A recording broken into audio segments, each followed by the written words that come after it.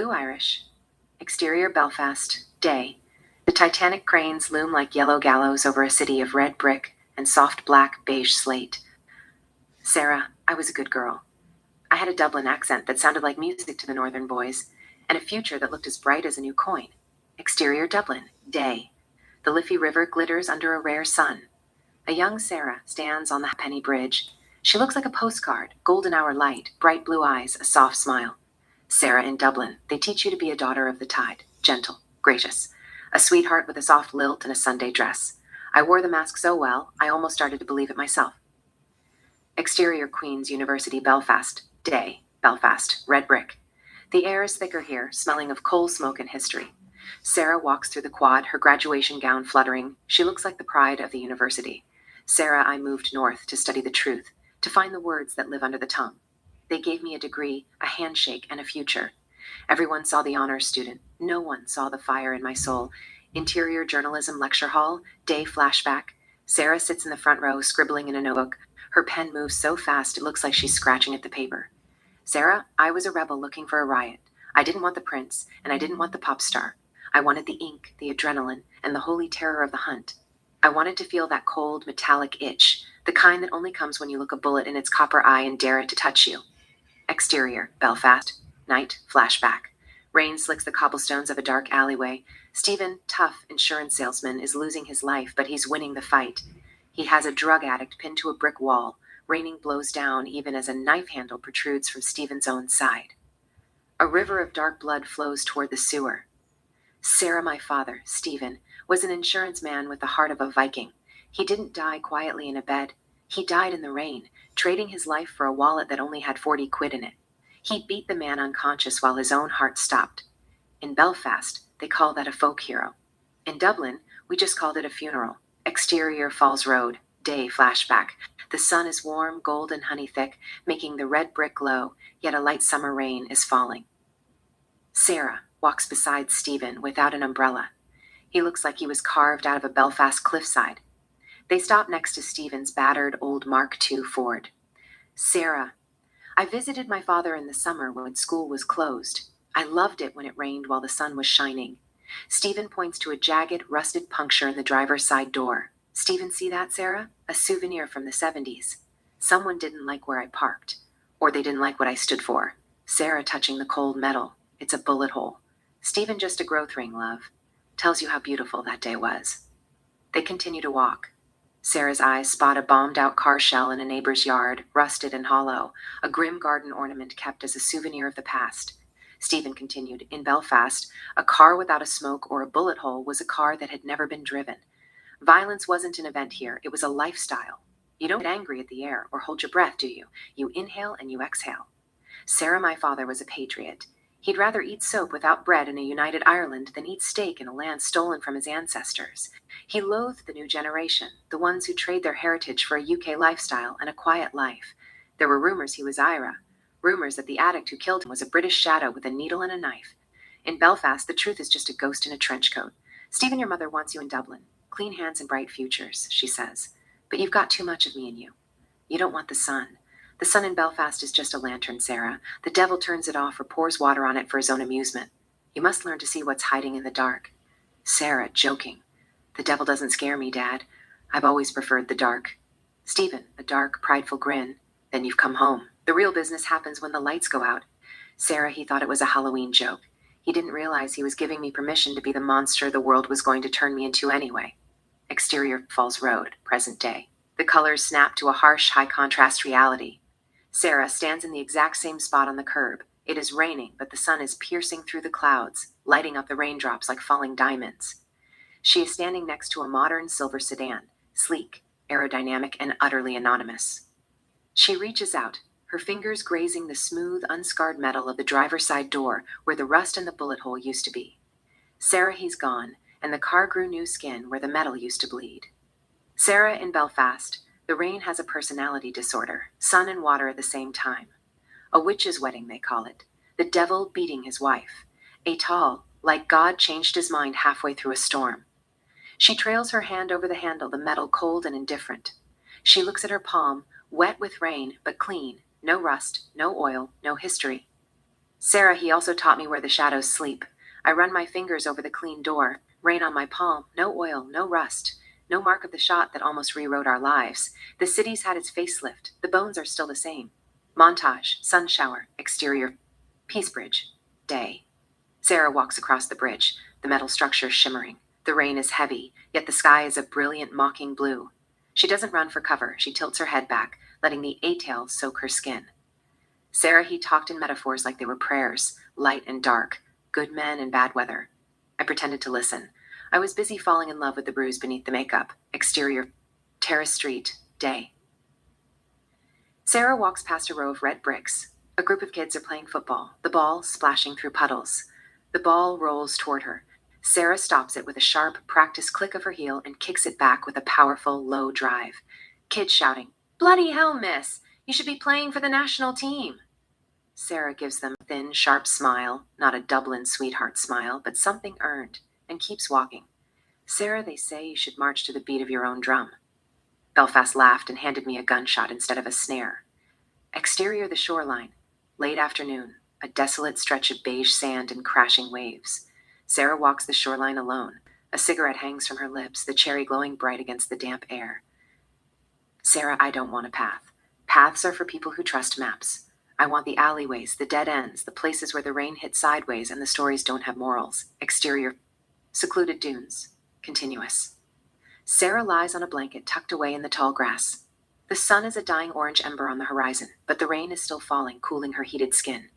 Her eyes are closed. Her hand moves beneath her skirt, a rhythmic, desperate motion. Sarah, the sun is out while it's raining. Her breathing hitches. The sound of the waves masks her sharp intake air. Her body tenses, arching slightly into the sand as she reaches a jagged, solitary climax. She exhales, a long plume of smoke and breath mingling with the mist. Sarah, that's my church. Queen's University, day flashback. Sarah stands at graduation.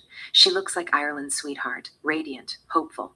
Sarah, now I had a degree in my hand, and my father's heart in my marrow. I was a volcano draped in a silk scarf, looking for a reason to erupt. Interior mansion, night flashback, a wild Halloween party. Young Sarah is dressed as a 1920s flapper. She locks eyes with Brandon. He is the spitting image of George Best. The long hair, the sideburns, the swagger of a legend. Sarah, then I met Brandon. He was dressed as George Best, the king of the pitch. He told me the mansion belonged to a friend. He wooed me with lies that felt like poetry. Interior, master bedroom, night flashback. They collapse onto a massive, expensive bed. Clothes fly. They make love with the desperate heat of youth. Afterward, Brandon looks at the ceiling, guilty. Brandon, it's my parents' bed. I live here. Sarah, he was a law student playing at being a rebel. I was a rebel playing at being a law student's girl. I fell for the fairy tale because I wanted a place to belong. Exterior, Belfast Street. Apartment, day. A montage, Brandon leaving for Cambridge. Sarah moving into a tiny one-bedroom. Sarah at the bank, depositing checks with the intensity of a woman planning to buy a chateau. Sarah, he went to London to study the law. I stayed behind to study the streets. I lived like a monk, saving every penny for a house we'd share. But mostly, I stayed for Hannah. Exterior, Belfast Park, day. Sarah sits on a bench with Hannah. They are laughing, sharing a bag of chips. Hannah is soft, light-hearted, the Belfast side of the family. Sarah, my half-sister. 7 years younger, but a lifetime more innocent. She was the only thing my father left behind that wasn't a story about a fight. She was my heart. Int, Channel 5 newsroom, day. Sarah sits in a glass-walled office. She's wearing a sharp blazer, her blue eyes scanning a police report. She looks professional, safe, and New Belfast. Sarah, I took a job at Channel 5, investigating quality of life issues. I gave them the news they wanted, sanitized, safe, and boring. I kept the notebook in my drawer and the courage in my blood, waiting for the spark. Interior Dublin apartment, day flashback. A young Sarah stands in the doorway of her mother's bedroom. The room is dark, smelling of stale perfume and sweat. On the television, a grainy pornographic film flickers. Her mother, Rachel, sits on the edge of the bed, barely dressed, watching the screen with a vacant, hungry intensity. She doesn't even look at Sarah. To Rachel, Sarah is just furniture. Sarah, my mother, didn't believe in boundaries. She believed in the itch. She was an immigration lawyer who spent her days fighting for souls and her nights drowning in flesh. She had a hunger for the taboo, for the heavy, dark heat of men that didn't look like the men from the local pub. Interior motel room, night flashback. Rachel is in a motel bed with a young African man. He is hitting it doggy style. Rachel moans with pleasure. Sarah, she traded my father's pride for a few hours in a cheap motel. Dad didn't just leave her, he left the city. He left me. He ran from the shame, but he couldn't take the blood out of my veins. Interior Queens University dorm, night flashback. Sarah is hunched over a laptop. On the screen, a hardcore pornographic film. Her face is illuminated by the harsh blue light. Her hand is moving under the covers, her breathing ragged. Sarah, I spent my life terrified that her ghost was living inside me. The craving, the dopamine, that hollow screaming need for the sweat and the moan, for the feeling of a man that makes the rest of the world go silent. I watched the film secretly, like a drug I was trying to quit before it killed me. I studied the law to build a cage for the animal. Exterior Belfast, day, present day. Sarah walks through the city. She looks composed, cold, and professional. Sarah, I moved north to be somebody, but I brought my mother with me. I became a journalist because the truth is the only thing that doesn't feel like a lie. But when the stress hits, when the city starts to scream, the cage rattles. Interior, Sarah's house. Night. Sarah is sitting at her desk, staring at a photo of a crime scene. Her breath hitches. She slowly slides her hand between her thighs. Her eyes close. Sarah, I'm a masterpiece of mistakes. I like the heat. I like the hardcore. I like the way a body feels when it's being pushed to the edge. I'm a rebel with a cause I haven't found yet, but I can feel the dopamine rising. Interior, Sarah's new house, later. Sarah sits on her bed, glowing in the light of her laptop. On the screen, Brandon is in a dorm room at Cambridge. Sarah, I adored Brandon. On the screen, Sarah begins to strip. She is erotic, professional in her seduction. Sarah, the distance turned us into digital ghosts.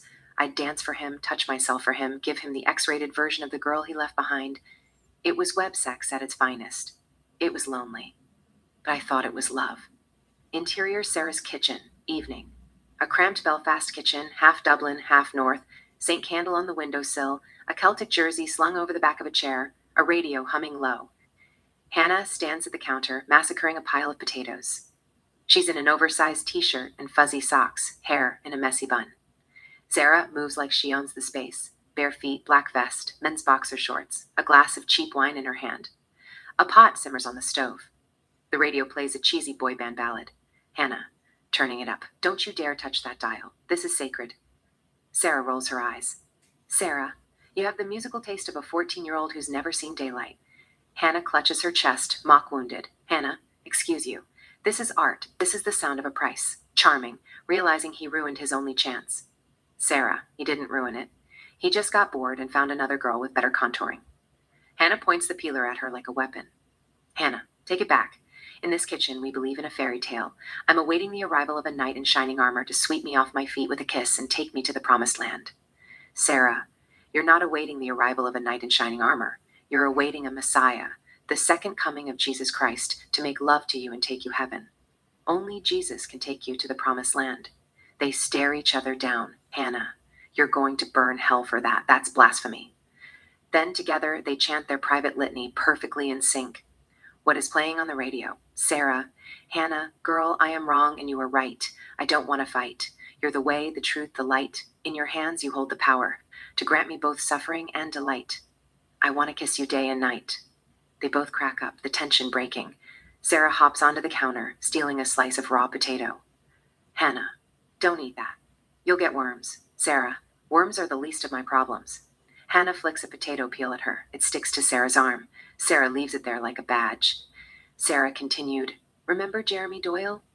Hannah, firm, we do not speak of Jeremy Doyle. Sarah, exactly. Case study number 1, Prince Charming, terrible exam results, heart like a puddle. Hannah, he wrote me a poem. Sarah, he rhymed Hannah with banana. Hannah, it was conceptual. Sarah, it was garbage. Hannah laughs so hard she nearly drops the peeler. Hannah, okay, Miss Serious Journalist, who was your first crush? Sarah pretends to think, sipping her wine. Sarah, Leonardo DiCaprio. Hannah, he doesn't count. He was a movie star. Sarah, he counts. I lost my virginity in my dream. Hannah snorts. Hannah, you mean Jason? You had a crush on him. Sarah smirks despite herself. Sarah, Jason is an asshole. He is stuck up. We didn't have sex. Hannah, so who took your virginity? Sarah, none of your business. Hannah laughs. Hannah, I know it was Noah. I saw you guys making out in Dad's and Mom's bedroom. That summer, I was 11, you were 17. Sarah, he wasn't my first. I had a lot of boyfriends in Dublin. I got a new boyfriend every week. I had sex with them and then dumped them. Hannah, You are a harlot. Sarah, I'm messing you. I lost my virginity to this handsome boy named Cody, 11th grade. I liked him. He liked him. We did it in a classroom. I felt no pain. Hannah. Anyhow, what about Brandon? Are you in love with him? Sarah smirks, despite herself. Sarah. A law student with good hair and terrible timing. Hannah wiggles her eyebrows. Hannah.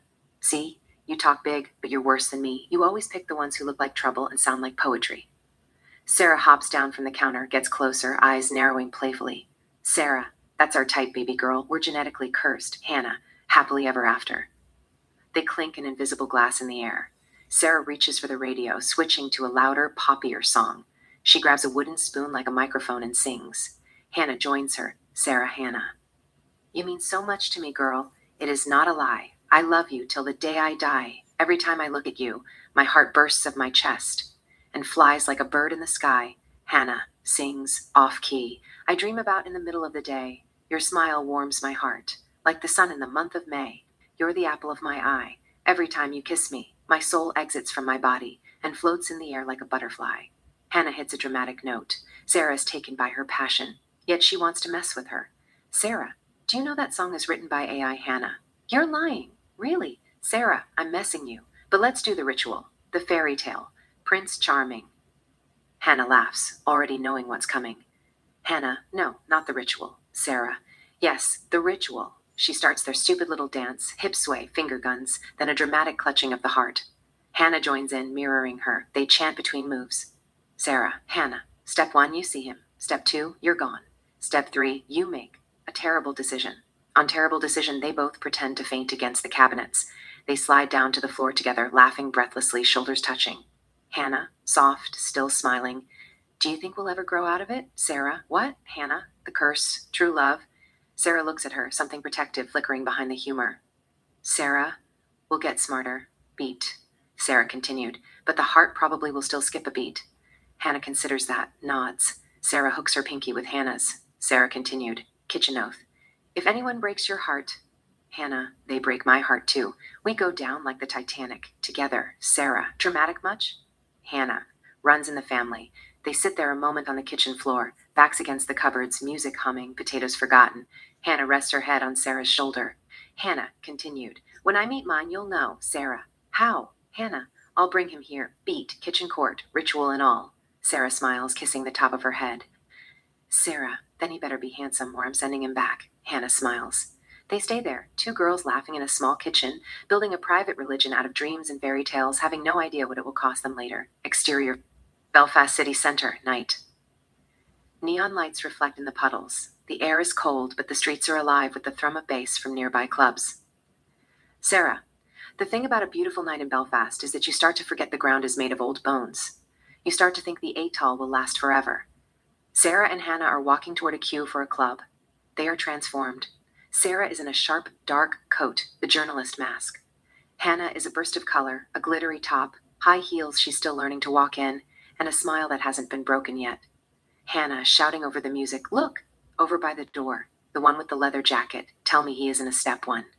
Sarah looks. A group of boys are leaning against a wall, smoking, one of them. Matt catches Hannah's eye and gives a slow, predatory smirk. Hannah blushes and giggles. Sarah, a sharp, protective instinct flickers. He's a step 3, Hannah. A terrible decision in a size medium. Let's go somewhere else. Hannah, oh, stop being a headline. It's just a dance, Sarah. You said we have the same genetic code. Let me test the theory. Sarah, sighing, softening, fine. 1 drink, int, club night. The music is deafening. Strobe lights fracture the room into jagged pieces. Sarah stands at the bar, watching the dance floor. She sees Hannah dancing by herself. Hannah seems happy. She is radiant, lost in the movement. Sarah, I watched her and felt a pang of envy. She still believed in the music. I was already looking for the exit. Sarah's phone buzzes. A text from Ryan, her editor. Source confirmed for the morning. 6 a.m. Don't be late. Sarah looks back at the dance floor. She sees Hannah laughing, waving at her. Sarah checks her watch. Sarah to herself. I have to grow up. Someone has to. Sarah, I told her I was heading home early. I told her to take a taxi. I gave her 20 quid and a kiss on the cheek. Sarah, I thought I was being the responsible one. The good girl with a career. Interior Sarah's house. Night. Sarah arrives at her flat or enter. It's quiet. She starts her professional routine, hanging her coat and removes her clothes one by one and walks up to her private bar. and pour her wine for herself. She takes a sip from her wine and head to the bathroom without a single drop of clothes. Interior Sarah's house, night. The house is a masterpiece of cold, modern lines, unflinching and quiet. Sarah enters. The click of the door lock echoes like a gunshot in the silence. She moves with the mechanical grace of someone who has performed this ritual 1,000 times. She hangs her sharp professional coat on a hook. One by one, she sheds the journalist armor, the silk blouse, the tailored trousers, the lace. She leaves them in a trail on the hardwood floor, discarded skins. She walks toward her private bar, standing completely nude in the dim, amber light of the city glowing through the windows. She doesn't look for a glass. She reaches for a crystal decanter of deep red wine and pours a heavy measure. She takes a long, slow sip, her eyes fixed on nothing, her throat moving as she swallows. She doesn't look cold. She looks like she's generating her own heat. With the wine in one hand, she turns and walks toward the bathroom. Interior bathroom, continuous. The room is a temple of white marble and chrome. Sarah enters and twists the heavy silver taps of the bathtub. The roar of hot water fills the room, sending a thick white mist rising toward the ceiling. She stands over the tub for a moment, watching the steam swirl around her legs. Then she turns. She walks directly toward the camera, the steam framing her silhouette. Int Club, later. The club is alive. In the center of the floor, the crowd is a singular sweating beast, but Hannah is a sunbeam in the middle of it. She's dancing with Matt. He's the physical embodiment of a step one, sharp jawline, messy just rolled out of bed hair, and a leather jacket that smells of expensive cigarettes. Hannah's head is tilted back, laughing, her hands resting on his shoulders. Matt has his hands low on her waist, pulling her into his orbit. He leans in, whispering something into her ear that makes her blush a deep, vivid crimson. Interior Sarah's house, bathroom night.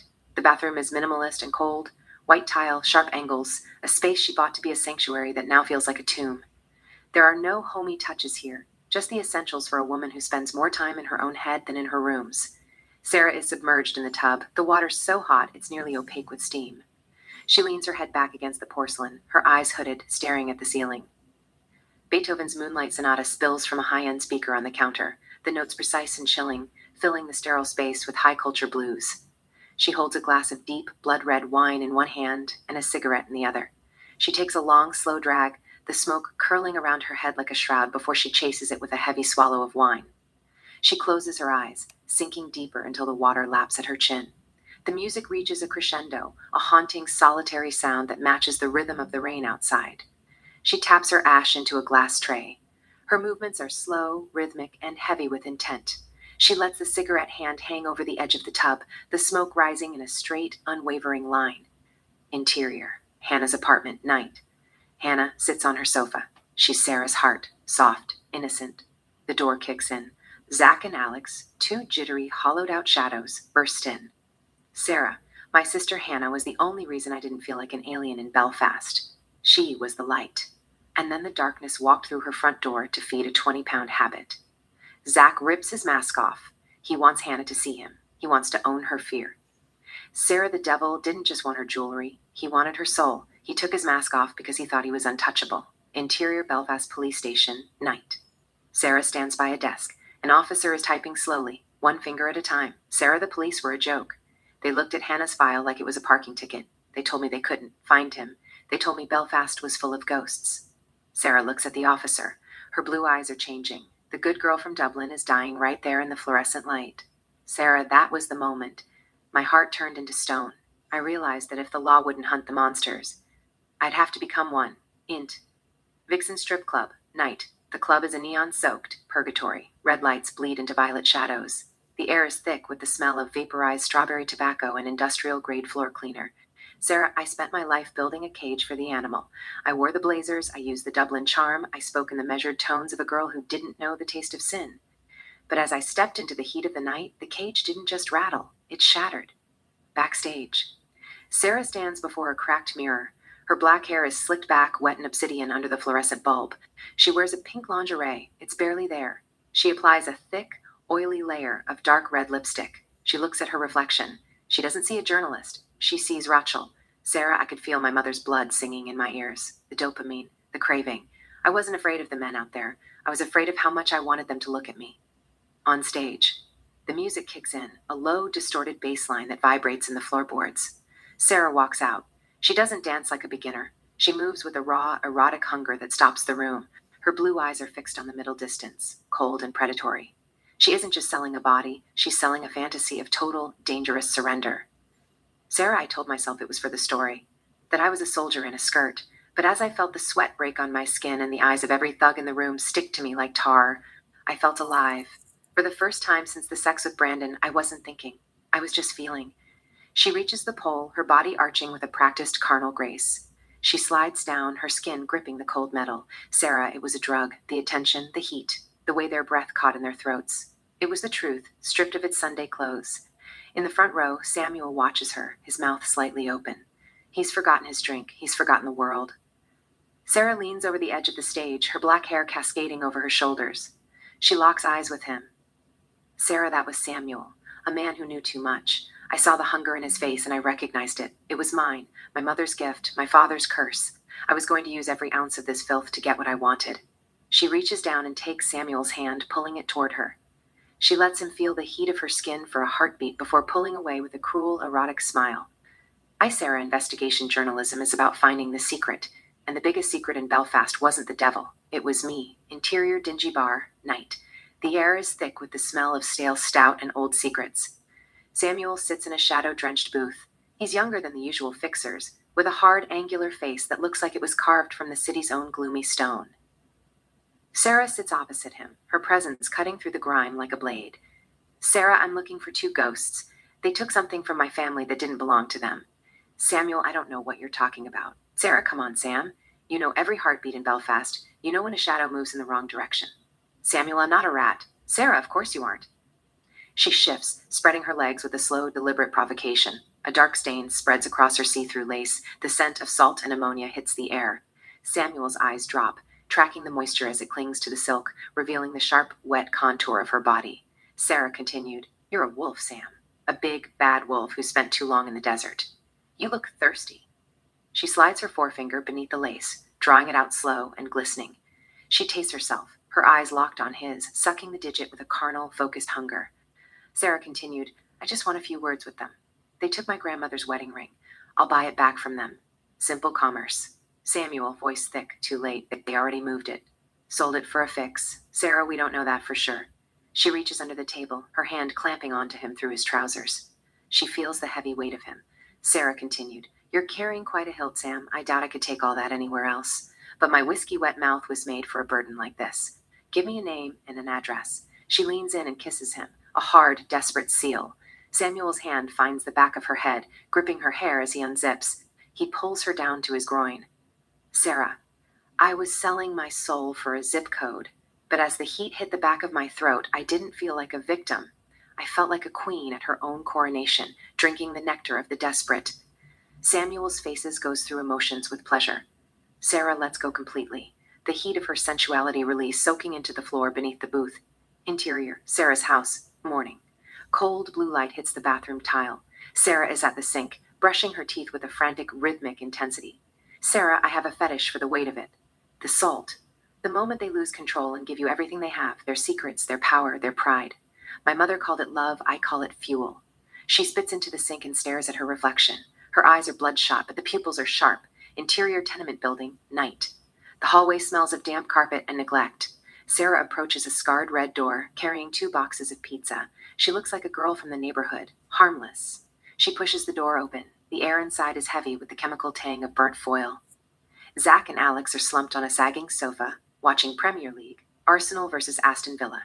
Zach's arm is a ruined map of black and blue tracks. They aren't monsters. They are hollowed-out boys. Sarah Pizza's here, boys. They look up, squinting through the haze. Sarah continued, I'm Helen, Olivia's cousin. Her father is my uncle. Your aunt is her mother. I guess that makes us family, doesn't it? She offers a hand. Alex ignores it, tearing into a slice of pizza. Zach just stares at the TV, the game. Sarah continued, You must be Zach. Helen told me about you, told me about your father, that you've been on your own since you were 14. Zach says nothing. He just lights a cigarette, the smoke curling around his trembling fingers. Alex, mouth full, fuck his father. Someone should put a bullet in the old man's skull and do the world a favor. Sarah looks at Zach. He is hunched over, the skeletal frame of a former athlete visible beneath his grime-streaked sweatshirt. Even in this light, his bone structure is perfect, a cruel joke of nature. Sarah, that's the boy who raped Hannah. I won't lie to you, he's beautiful. If he were clean, he'd be a prom king, a heartbreaker, the kind of boy girls ruin their lives for. For a few seconds, I actually forgot. I forgot the screams, the blood, the violation. I was just lost in those sad oceanic eyes. Flashback, series of punctuated images. Midnight. A 10-year-old Zach stands in the center of a desolate cemetery, shivering. He is completely naked, his pale skin glowing like a ghost against the black headstones. Later, a police cruiser idling. Zach is wrapped in a coarse blue blanket, sobbing into his hands. Interior police station, a younger Zach looks at a police officer with total honesty. Zach, age 10. He told me to play with the ghosts at the cemetery. I am the son of the devil. Interior living room, Zach's parents dressed in Sunday best, hands folded on a Bible. They speak to the police officer with calm, terrifying conviction. Zach's mother, he's possessed. He wakes up in a fever and wanders into the night. We pray for him, but the devil is strong. The police officer nods slowly, closing his notebook. He ignores the bruises on Zach's wrists. Interior Zach's childhood bedroom, Zach sits on the floor. The door opens. A heavy shadow falls over him, the sound of a belt being unbuckled. Exterior streets, a teenage Zach, older now, huddled in a doorway. He slides a needle into his bruised arm. His eyes roll back, seeking the only peace he knows. Interior tenement building, Zach's apartment, day resuming. Sarah's gaze lingers on Zach's face. She isn't just looking at a criminal, she's looking at a masterpiece that someone decided to set on fire. Sarah, he was a lost soul. A boy who should have been a king, but he traded his humanity for a chemical scream. I came here for vengeance, but for a heartbeat, all I felt was a sick, twisted pull toward him. Love is blind, they say. Love is kind. But out here, it's just a different kind of darkness. They are all in pain. They are all insane. Irrationality is the mirror of the mind. A shadow follows always, just a step behind. Sarah, I heard about that girl, Hannah, the one you guys hit. That was a rough one. I know her sister. I'll talk to her. Maybe I can get them to drop the charges. It was just a game, wasn't it? Alex, sensing an opening, leans forward. Alex, he's fucking crazy. Like father, like son. I told him never to take the mask off. But the ghost in his head showed up. It was like a switch flipped. He tore her clothes and fucked her like the world was ending. Sarah looks at Zach. Sarah, is it worth it, Zach? Zach flinches. For the first time, he looks directly at Sarah. The fog of the heroine seems to lift for a fraction of a second, and he sees the family resemblance in her eyes. Zach, voice trembling. It wasn't me. I mean, it was me, but it was the devil inside. The craving gets so loud you can't hear anything else. I just needed to put the fire somewhere else. I'm sorry. She looks at his ruined arm. He looks like he's already dead. Sarah, I came for a confession, but I found a mirror. He was addicted to the needle. I was addicted to the darkness. We were both just drowning. Sarah stands up. She doesn't say another word. She walks out, the image of his broken, handsome face burned into her mind. Exterior tenement building, day. The street is a graveyard of broken glass and dead dreams. Sarah walks toward her blue car, her heels clicking a sharp, steady rhythm against the pavement, a stark contrast to the chaos of the neighborhood. She gets behind the wheel, the car door closing with a heavy, pressurized seal that shuts out the sounds of the slums. Interior Sarah's car, continuous. Sarah sits in the silence for a heartbeat. Her hands are steady. She pulls out her phone, the screen illuminating the hollows of her smoky eyes. She looks at the recorded confession, the digital proof of a sin. Her thumb hovers over the screen. She hits delete. Sarah, they were just the bottom of the food chain, scavengers eating the scraps of a life they didn't understand. Sarah stares at the blank screen for a second. Zach didn't create the devil. He just bought a piece of him for 20 quid a bag. Sarah, you don't burn down the forest to kill a few thorns. You go for the root. She turns the key. The engine roars to life, a low mechanical growl. She shifts into gear and pulls out onto the street, the tires kicking up the city's grit. Sarah, I was done dancing with shadows. I was going for the source. Interior Dublin apartment, living room, night flashback. Old plaster walls, secondhand furniture. A TV flickers in the corner, throwing black and white light across a mess of takeout boxes and legal files. On screen, a 1960s Irish melodrama. A young actress delivers an overwrought monologue on a rain-slick street, her eyes wet and enormous. Rachel, still beautiful in a careless way, sits cross-legged on the floor in an oversized men's shirt. Bare legs, a glass of whiskey sweats on the coffee table beside a stack of immigration case files and a yellowed play script with her maiden name scribbled on the cover. She mouths along with the actress, every beat, every pause, every gasp, as if she's playing the role from her sofa. On screen, the actress whispers, actress on TV, I will not apologize for wanting more than this town can carry. Rachel whispers the line in perfect sync, hand pressed to her chest like she's on stage. Stage. Rachel. Whispering, with her. I will not apologize for wanting more than this town can carry. She smiles sadly, eyes shining. In the hallway. Young Sarah peeks around the doorframe. Bare feet, pajamas. She stops, watching. Back to living room.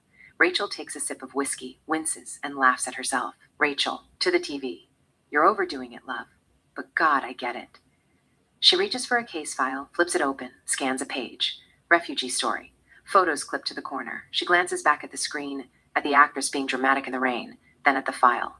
Rachel continued, mutters, best performance I ever gave was to my father. She shifts, settles the file on her knees, starts reading a prepared statement aloud, half for practice, half for herself. Rachel continued, courtroom voice. Your Honor, my client did not cross a border. The border moved across him. He was born in one country and woke up in another. All he did was follow his own heartbeat. She stops, smirks, shakes her head. Rachel continued, too much. They don't pay me for poetry. She scribbles a duller version in the margins, then abandons the file and reaches for the dog-eared play script. It's a Chekhov-style family drama. Notes in the margins, go big here, tears, laugh instead. She flips to a scene, then looks up at the TV. Rachel continued, to the actress, move over. She mutes the television. The actress's lips move silently. Rachel stands, barefoot, in front of the TV, taking the actress's place. She holds the script but doesn't look at it. Rachel continued, full, rich stage voice. I will not apologize for wanting more than this town can carry. I'd rather drown in my own appetite than starve politely at your table. She hits the line like she's in a theater, not a cramped apartment. In the hallway. Sarah's eyes go wide. She's never seen her mother like this. No men, no sweat, no cheap perfume, just the performance. She inches closer, drawn in. Back to living room. Rachel keeps going, riffing, improvising. Rachel continued, to an invisible partner. You wanted a good girl, a quiet girl, a girl who'd fold herself into your briefcase and smile for the camera at Christmas. She lets out a low, throaty laugh, half bitter, half delighted with her own audacity. Rachel continued, I wanted the stage. You gave me a desk. She bows as if hearing thunderous applause only she can hear. Sarah claps, soft, honest. Sarah, shy. You're better than the lady on the tape? Rachel jumps, startled, then grins. Rachel. Ah, Jesus, Sarah, you scared the life out of me. Sarah steps into the room, eyes flicking between her mother and the silent TV. Sarah, you knew all the words, without looking. Rachel pops the sound back on for a second. The actress on screen stumbles through the same lines, less sure. Rachel mutes it again, a wicked, girlish pride flickering across her face. Rachel, I wanted to do this once upon a time. Beat, your grandfather said it wasn't real. Said the only stage I'd see is the dock when they call my name to testify. She flops back onto the couch, exaggerated, like a diva fainting. Rachel continued, so I got a real degree, immigration law, real enough for him, boring enough to make me want to set my own hair on fire. Sarah giggles despite herself. She likes this version of her mother. Funny, dramatic, half taking the piss out of everything. Sarah, you help people, though. You say that when you're on the phone. Rachel looks at her. Something softens. Rachel, I do sometimes. Then smirking. And when I don't, I act like I do. That's the trick, baby. Half of life is lying with conviction. She lifts her glass, thinks better of it, and offers it to Sarah like a conspiratorial gesture. Rachel continued, smell it. Sarah leans in, inhales the sharp scent, scrunches her nose. Sarah, smell like Dad's iced tea. Rachel laughs, a bright, reckless sound that fills the room, more alive than anything on the TV. Rachel, that's grown-up perfume. Oh my God, I almost forgot about it. You almost died that day drinking this. Don't you ever touch it. Makes you do stupid things and think they're brilliant. She ruffles Sarah's hair, then looks back at the screen, where the actress is now crying in the fake rain. Rachel's smile fades a notch. Rachel continued, soft, more to herself. I didn't forget, I just changed stages. She picks up the immigration file again, balancing it on her knees like a script. Sarah curls up beside her on the couch, pressed against her hip. She steals quick glances at her mother's face, the smudged eyeliner, the crooked smile, the way she seems half in love with her own chaos. Sarah smiles, tiny, almost guilty. She likes it. Rachel hits play again. The actress sobs on screen. Rachel watches, unimpressed, and absent-mindedly mouths the next line before the actress can. Sarah sees her do it, eyes shining with a mix of admiration and unease. On TV, rain hammers pavement. In the apartment, the only storm is Rachel, too big for the room, too restless for the life she's wearing, sitting between a stack of case files and a stack of dreams she never got to use. Sarah leans her head on her mother's shoulder. For a moment, it feels like a front row seat to the most dangerous show in town. Sarah, it was a front row seat to the most dangerous show in town. Interior Channel 5 newsroom, day. The newsroom is a cathedral of glass and humming servers. Sarah walks through it like a ghost. Her black hair is pulled back so tight it looks painful. She wears a sharp, expensive blazer, but her blue eyes are bloodshot and hungry. She enters Ryan's office without knocking. She drops a heavy, stained notebook on his desk. Sarah, I found the boys who raped my sister. Ryan relieved, good. Give the names to the PSNI. Let's get back to the harbor redevelopment piece. Sarah, a cold laugh. The names are worthless, Ryan. They're ghosts. They're two kids in a tenement shooting cheap cocaine and heroin into their veins. Taking them down is like arresting the rain for a flood. Ryan, what are you talking about? Sarah, I'm talking about the source. I'm talking about the hands that feed the needle. I want to follow the money, the protection, and the supply. I want to find the men who turn Belfast into a graveyard while they sit in penthouses. Ryan, Sarah, that's not a human interest story. That's a death warrant. You're talking about organized crime, hardcore paramilitaries, and bad cops. Sarah leaning over his desk. I've already started. I'm deep in the dirt, Ryan. I've seen the devil, and he's wearing a bespoke suit. I need the station to bankroll me. Surveillance gear, high-end travel, a war chest for bribes. Ryan looking at her closely. You look different, Sarah. Your eyes. You're vibrating. Is this about Hannah, or is this about the itch? Sarah, does it matter? If I bring you the head of the man who runs the North, you'll be the most famous editor in the British Isles. Sarah, Ryan saw the fire. He knew he should put it out, but he wanted the warmth. He gave me the green light. He gave me the money. He thought he was hiring a journalist. He didn't realize he was financing a demon. Int. Vixen Strip Club night. Sarah is back at the club. This time, she isn't negotiating with street-level thugs. She's watching the VIP section. She spots a black, good-looking man sitting alone. Kevin. He looks out of place. He doesn't have the twitch of a junkie or the swagger of a dealer. He has the stillness of a predator. Sarah in a room full of noise, the quiet man is the loudest secret. Sarah steps off the stage, draped in a silk robe that hides the blue lace. She walks toward Kevin. She doesn't use the stripper persona. She uses the dark soul. Sarah, you look like you're waiting for a bus that's never coming. Kevin, his eyes tracing the blue of her irises. I'm waiting for something worth the price of a ticket. Sarah sinking into the seat next to him. Careful. In this club, the ticket usually costs more than you've got in your wallet. She reaches under the table, her hand finding him. Her gaze never leaves his. Sarah continued, You're carrying exactly what my Fanny has been looking for since the day I turned 14. Interior Sarah's house, night. The room is dim, lit by the orange glow of a street lamp outside. Kevin and Sarah move with a desperate, rhythmic intensity. The soundtrack swells, something melancholic and heavy. Sarah, Kevin was a cop. He was handsome and charming, and I have a weakness for beautiful men. I made him an offer he couldn't refuse. I gave him the kind of pleasure that makes a man forget his oath. Sarah reaches for a jar of Vaseline on the nightstand and hands it to him. She whispers in his ear, her voice a dark command. He applies it, his movements slow and deliberate. He enters her from behind, a deep, slow penetration. Sarah grips the headboard, her eyes shut tight, lost in the friction. Kevin reaches his climax and collapses onto the bed beside her, his breath ragged. Sarah sits up, unbothered, and lights a cigarette. She hands it to him.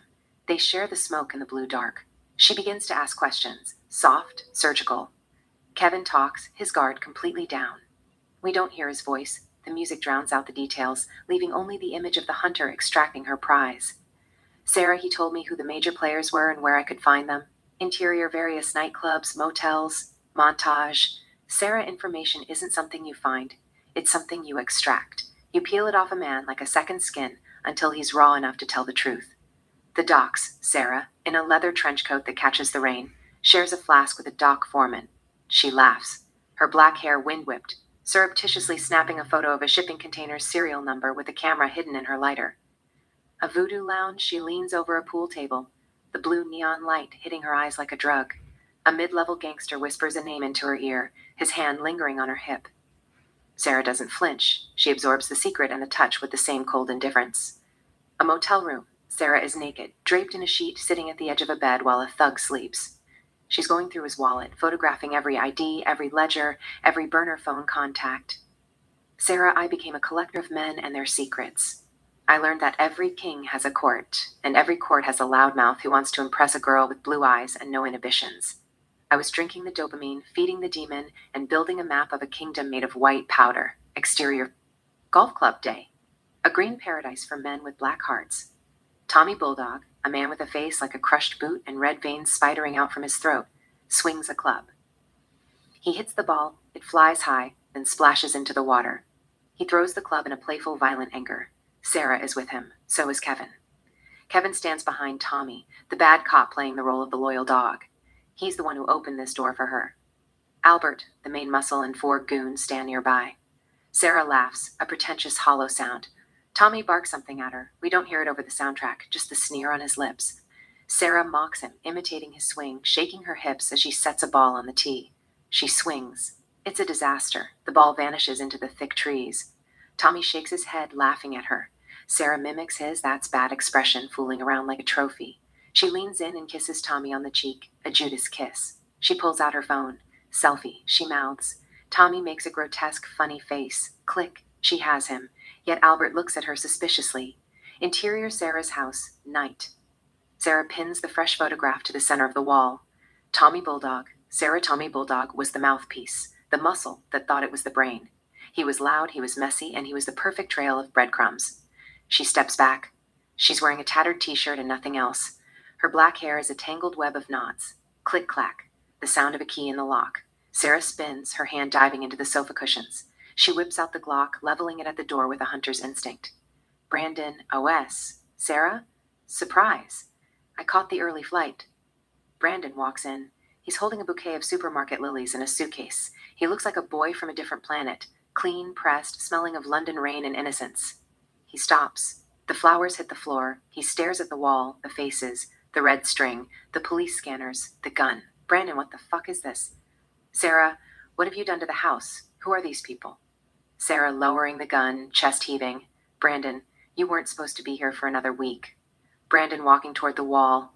Is this Bulldog, the guy from the news? Why is his face in our living room? And why do you look like you've been living in a cellar? He sees the bruises on her knees. He smells the sharp, metallic sting of the whiskey and the club. Brandon continued. You told me you were safe. It looks like an obsession. It looks like you're losing your mind. Sarah, I'm doing my job, Brandon. The job the police are too scared to do. Brandon, this isn't journalism. This is a death wish. I'm a law student, Sarah. I know the difference between an investigation and a vigilante fantasy. Look at you. You've turned into a ghost. He reaches for her. She flinches away like his touch is acid. Sarah, he was looking for the girl from the Halloween party, the flapper who kissed him on his parents' bed. He didn't realize that girl was just a sketch. This? The black soul, the Glock, the wall of villains. This was the finished painting. Brandon, we're leaving. Pack a bag. We're going to London tonight. Sarah exploding. I am never leaving this house. You want a sweetheart, Brandon? Go find one in the library. I'm busy burning a city down. Sarah, I saw the light go out in his eyes. He didn't see the hero. He saw the demon I'd raised. I realized the cost of the truth wasn't just my life. It was the only person who ever truly loved the lie of me. Interior, Sarah's house, later night. Sarah stands at the window, watching Brandon's car pull away, its taillights bleeding into the darkness. She doesn't cry. Her face is a mask of stone. She turns back to the wall. She picks up a black marker and draws a massive, jagged circle at the very top. Inside, she writes one word in all caps, ICE. Sarah, I shut him out. No calls. No texts. I let the silence become a wall. If they couldn't find a heart in me, they couldn't find a way to break me. Exterior Botanic Gardens. Day. A relentless, gloomy Belfast rain turns the park into a watercolor of greens and charcoal. The wind whistles through the Victorian palm house, cold and sharp. Sarah and Kevin stand near a cluster of weeping willows. They aren't looking at each other. They are two strangers watching different horizons, their backs nearly touching. Sarah's black leather trench coat is slick with water. Kevin has his hands shoved deep into his pockets, his shoulders hunched against the chill. Kevin, voice low, barely audible over the rain. You're hunting a phantom, Sarah. Ice isn't just a dealer, he's the ghost in the machine. He moves 80% of the white on the island, but he does it from the shadows. Sarah, everyone has a face, Kevin. Everyone leaves a footprint. Kevin, not him. Nobody sees him. Nobody knows if he's a man, a syndicate, or a god. But if you want to find the road to ice, it doesn't start at the docks, it goes through Logan. Sarah finally turns her head, her blue eyes piercing through the mist. Sarah, Logan at Crazy Mary? Kevin, he's the gatekeeper. He cleans the money and silences the witnesses. You find a way into Logan's circle, and you might catch a glimpse of the frost. But I'm telling you now, once you see ice, you don't get to look at anything else ever again. Sarah, the rain in Belfast doesn't wash things away. It just buries the dirt deeper. Kevin gave me the name I needed, but I could hear the funeral march in his voice. Sarah reaches into her pocket and pulls out a small, wet envelope. She slips it into Kevin's hand as she walks past him without a second glance. Sarah, I was moving past the muscle. I was moving past the street. I was heading for the marble floors where the real monsters play. Interior Crazy Mary Club, Night. The club is a masterpiece of Art Deco ruin. Jazz-fused bass thumps through the floor. The Cotton Club of Belfast, reeking of expensive gin and old blood. Sarah enters. She's wearing the light blue checkered Louis Vuitton miniskirt. No bra. Her nipples are visible through the thin, expensive fabric, the look of a supermodel who has lost her mind. She wears light blue lace underwear, a tiny concession to the reality of the room. Sarah, I walked in looking like a princess that had gone rogue. I didn't want to blend in. I wanted to be the only thing they could look at. She sits at the bar. John slides into the seat next to her. He's charismatic, rugged, his eyes carrying a weight that matches hers. John, you look like you're looking for trouble, or you're the one bringing it. Sarah, in this city, they're usually the same thing. They drink whiskey, neat, biting, and cold. The sexual chemistry is immediate, a physical magnetism that pulls them together before they even know each other's names. Interior John's apartment, night. The room is a cage of shadows, sliced into strips by the streetlights bleeding through the Venetian blinds. The air is thick, humming with the scent of whiskey and salt. John and Sarah make love. The sex is raw, a collision of two people trying to forget who they are. Sarah, oh, for the first time, the itch wasn't a curse. It was a symphony. I thought I'd found the mirror to my soul, a man who spoke the language of my skin. It was a storm of 1,000 small deaths, one wave of heat after another, until I was nothing but smoke and heartbeat. I thought I'd finally come home. Interior, the Rewind Bar. Day. A trendy, low-lit spot in the Cathedral Quarter. Pop jazz plays softly. It's a place for people who want to be seen, not to hide. Diana is already at a table. She's polished, holding a copy of the Belfast Telegraph like a shield. She's a rising star, the kind of journalist who follows the rules and gets the byline. Sarah walks in. She looks stunning, but there's a high-voltage hum to her, a predatory sharpness that wasn't there during their late-night study sessions at Queen's. She slides into the seat opposite Diana. Diana smiling, relieved. There she is. I thought the North had swallowed you whole. You look different, Sarah. Sarah laughing, waving for a waiter. It's the air up here, Dee. It's grittier. It keeps the skin tight. Diana studying her friend's face. You've got that look in your eye. The I'm onto something look. How's the freelance life? Anything I should be clearing space for on the front page? Sarah, beat too slow, just digging into some local history. Small-time stuff. Pimps and drug dealers, the old doc families. It's dry as a bone. Diana leaning in, voice dropping. You were always ahead of the game in class, Sarah.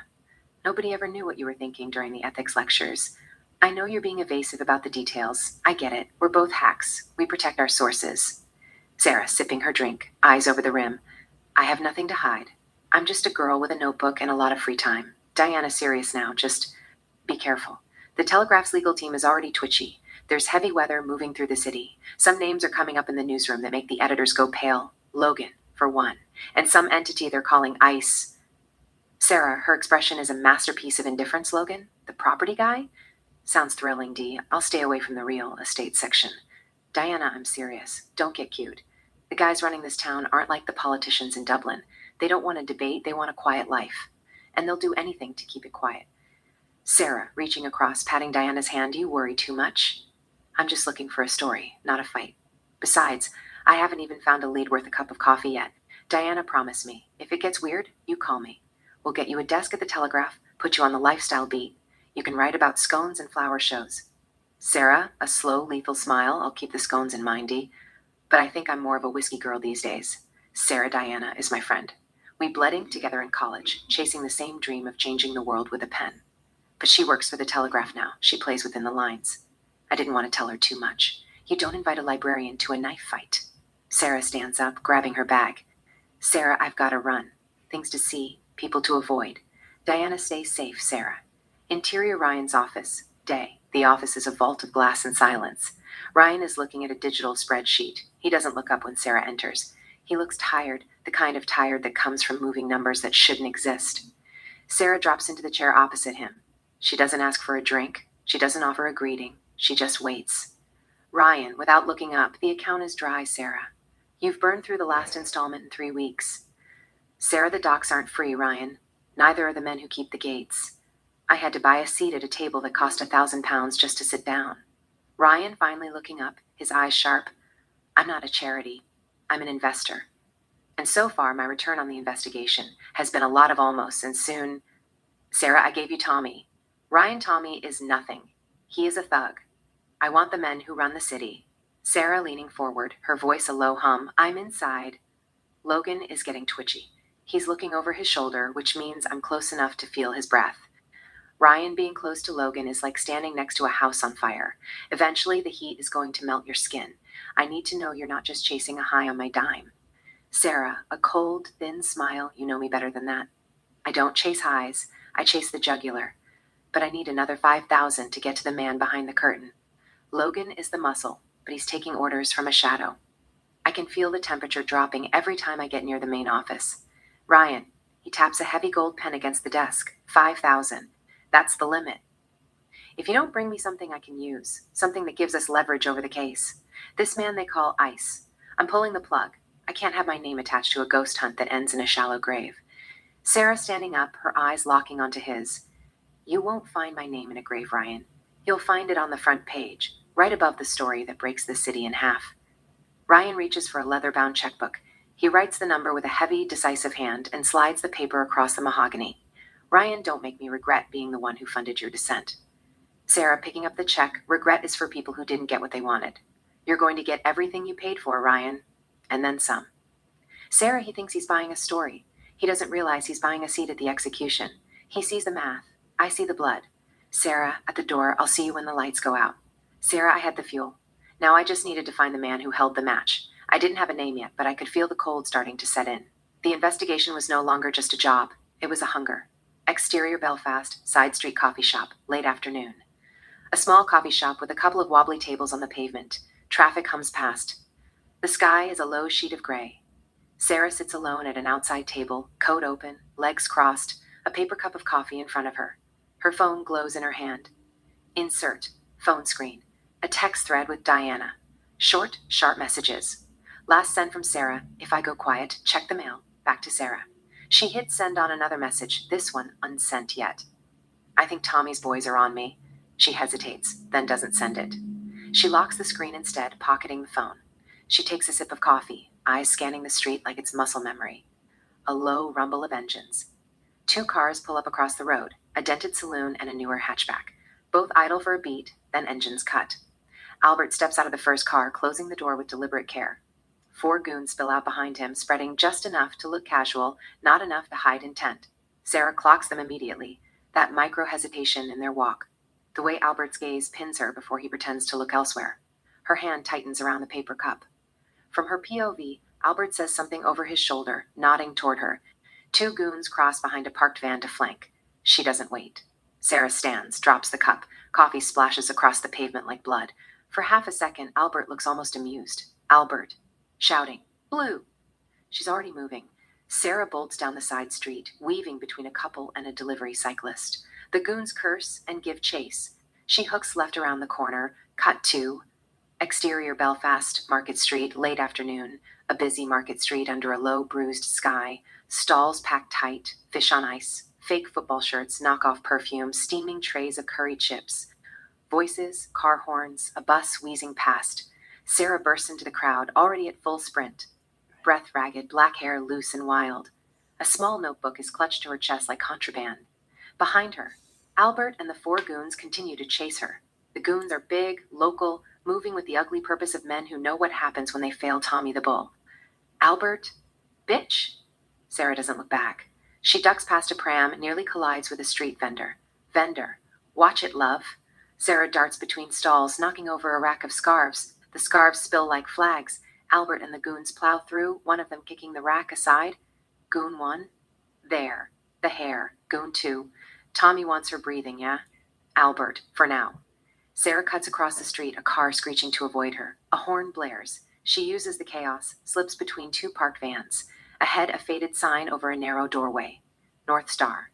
Traditional food. No nonsense. Sarah slows just enough to recognize it. A flicker of something like relief crosses her face. Sarah, under her breath, home base. She ducks inside.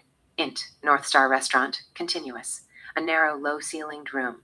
Old framed photos of Belfast teams and marches. A tricolor folded and framed on the wall. A faded poster of some ceasefire celebration from the 90s. The air smells of stew, fried onions, and strong tea. Robert, thick shoulders gone soft, beard shot with gray, stands behind the counter. His eyes are ancient and sharp. He wipes a glass without really needing to. He looks up as Sarah bursts in, breathless. Robert, you look like you've seen a ghost. Sarah, 4 of them, and 1 Albert. She glances back toward the door. Exterior? North Star. Continuous. Albert and the goon slow as they reach the front. They clock the sign. Goon first. This is North Star. Goon second. We going in? Albert takes one look through the window. His POV, Robert behind the counter, staring back. Robert doesn't move, doesn't smile, just sees him. A beat. Old history passes across the space like smoke. Albert. Leash tight. No. We're not wrecking a bloody museum. Goon 3, Tommy said. Albert. Tommy fought beside lads who'd die for that man. You want to explain to him why you dragged North Star into this? Be my guest. The goons bristle, restless, but they know the code. Albert jerks his chin down the street. Albert continued. She has to come out sometime. They move on, swallowed by the market crowd. Interior North Star, continuous. Sarah watches them through the glass, sees them hesitate, sees Albert clock Robert, sees them peel away. She exhales, shoulders dropping. Sarah, you still scare the shit out of them. Robert sets the glass down, unimpressed. Robert, language. He moves to the door, turns the lock with a solid click, flips the sign to closed. He draws the blind halfway, enough to kill the line of sight from outside, not enough to block the light. Robert continued, sit yourself down there. He gestures to a corner table, the one with the best view of the room. A table that used to be claimed. Sarah walks to it automatically, like muscle memory. She runs her fingers along the back of the chair before sitting. Sarah, Da's table. Robert, who do you think kept it empty all these years?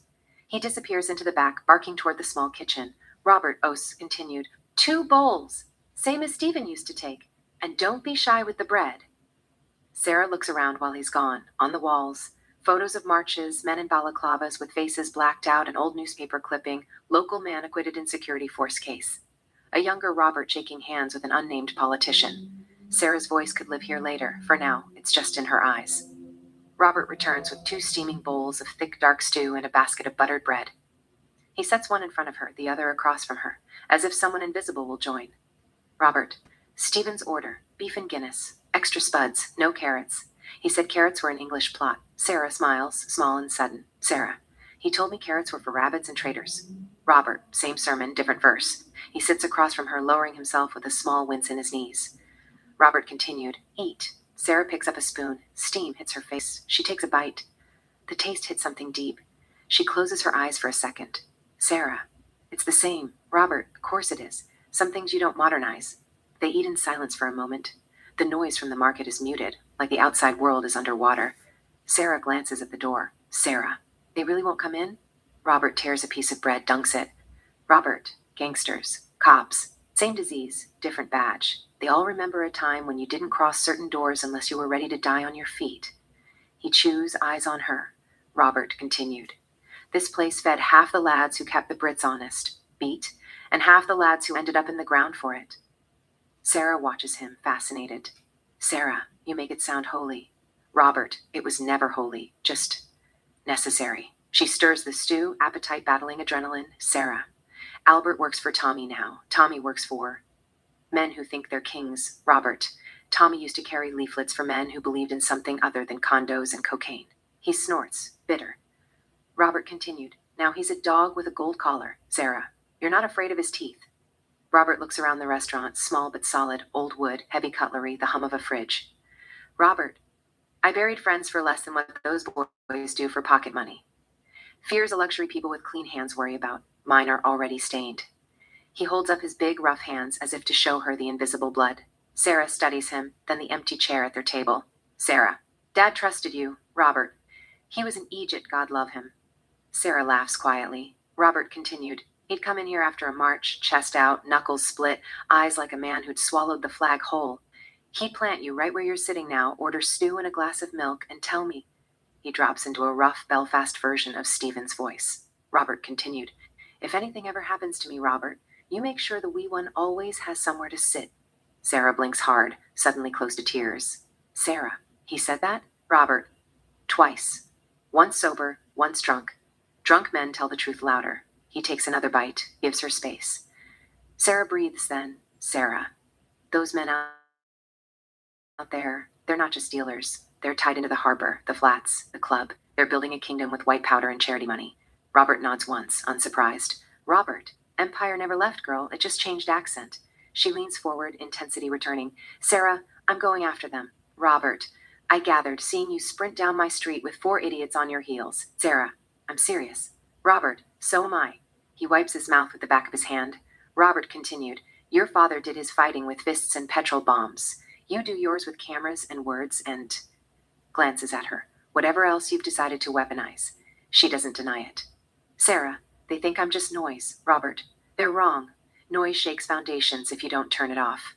He takes a slower look at her, bruised, flushed, eyes too bright.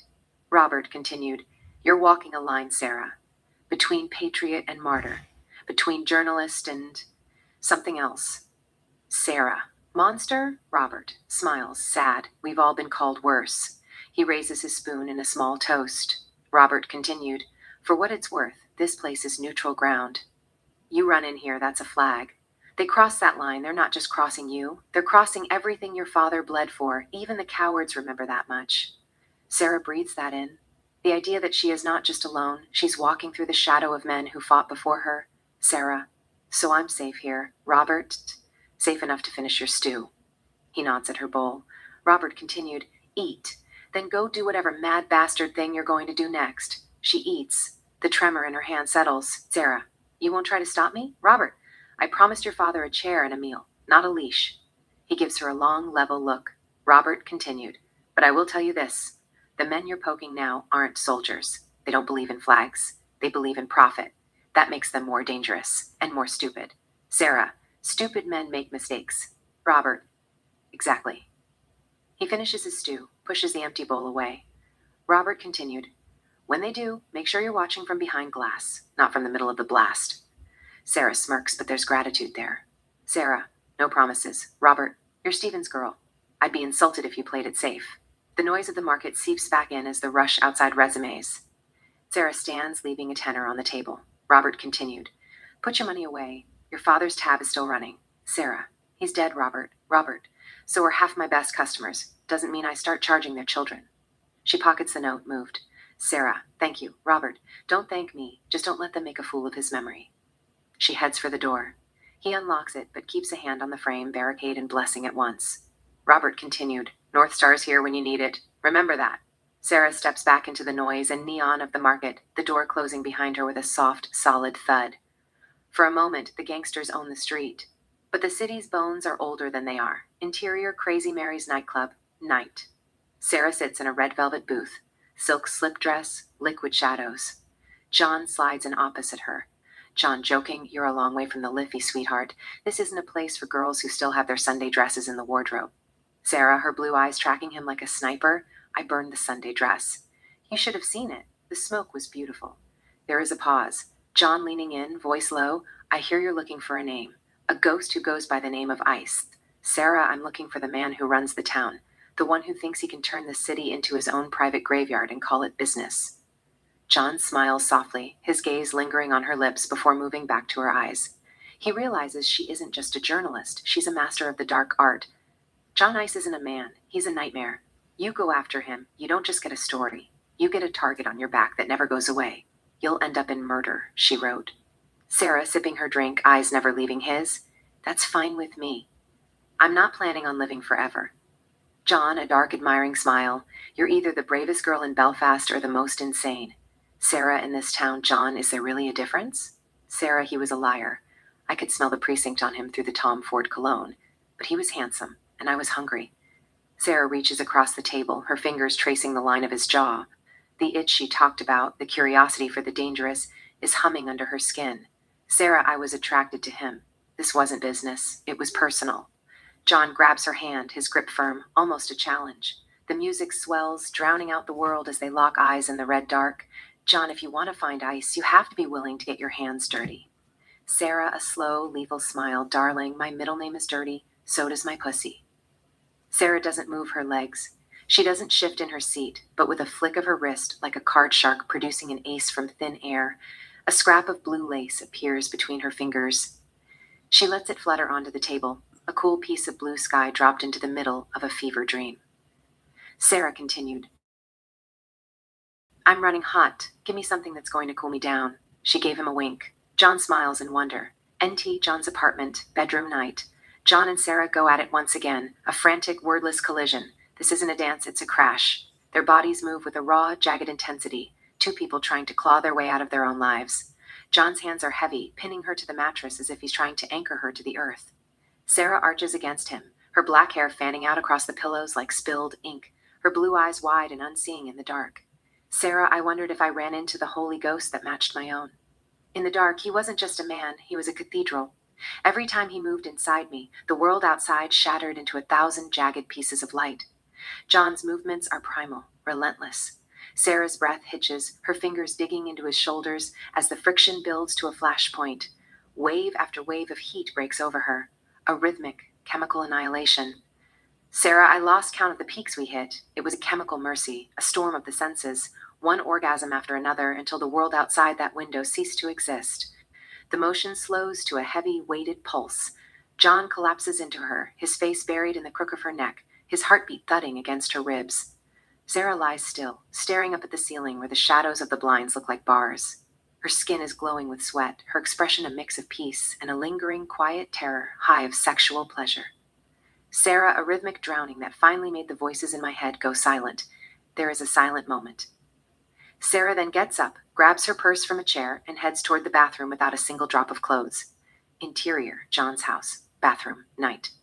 Sarah takes a leak. There is a glass of water on the bathroom fixtures. Sarah gets up, stands at the sink, naked, glowing with sweat. She opens her purse, takes out 2 pills, Addy and Ecstasy. She downs them with tap water and gazes at the girl in the mirror. Sarah, I was an addict, a sex addict. To add insult to the injury, I took Addy, which works on serotonin, dopamine, and norepinephrine to increase sex drive in premenopausal women with hypoactive sexual desire disorder. I took it for the thrill of it. And Ecstasy, which heightens sensory experience and intimacy. It increased sexual arousal for me. I could stay up all night fucking. Interior, John's house, bedroom night. Sarah rides John, her black hair fanning out like spilled ink. Sarah, I wasn't done. I wanted more love. Sex was drug. And John was just what the doctor ordered. He let me have it.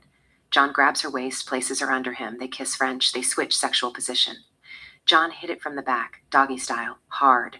Sarah lets out scream, moaning with sexual pleasure. Sarah, but that's the trick of the dark. It hides the cracks in the foundation. It makes you think you've found a sanctuary, when you've really just found a place to hide before the hunters arrive. Interior, John's apartment, bedroom night. Moonlight cuts through the blinds, painting silver stripes across the bed. John is a heavy silhouette, breathing deeply in sleep.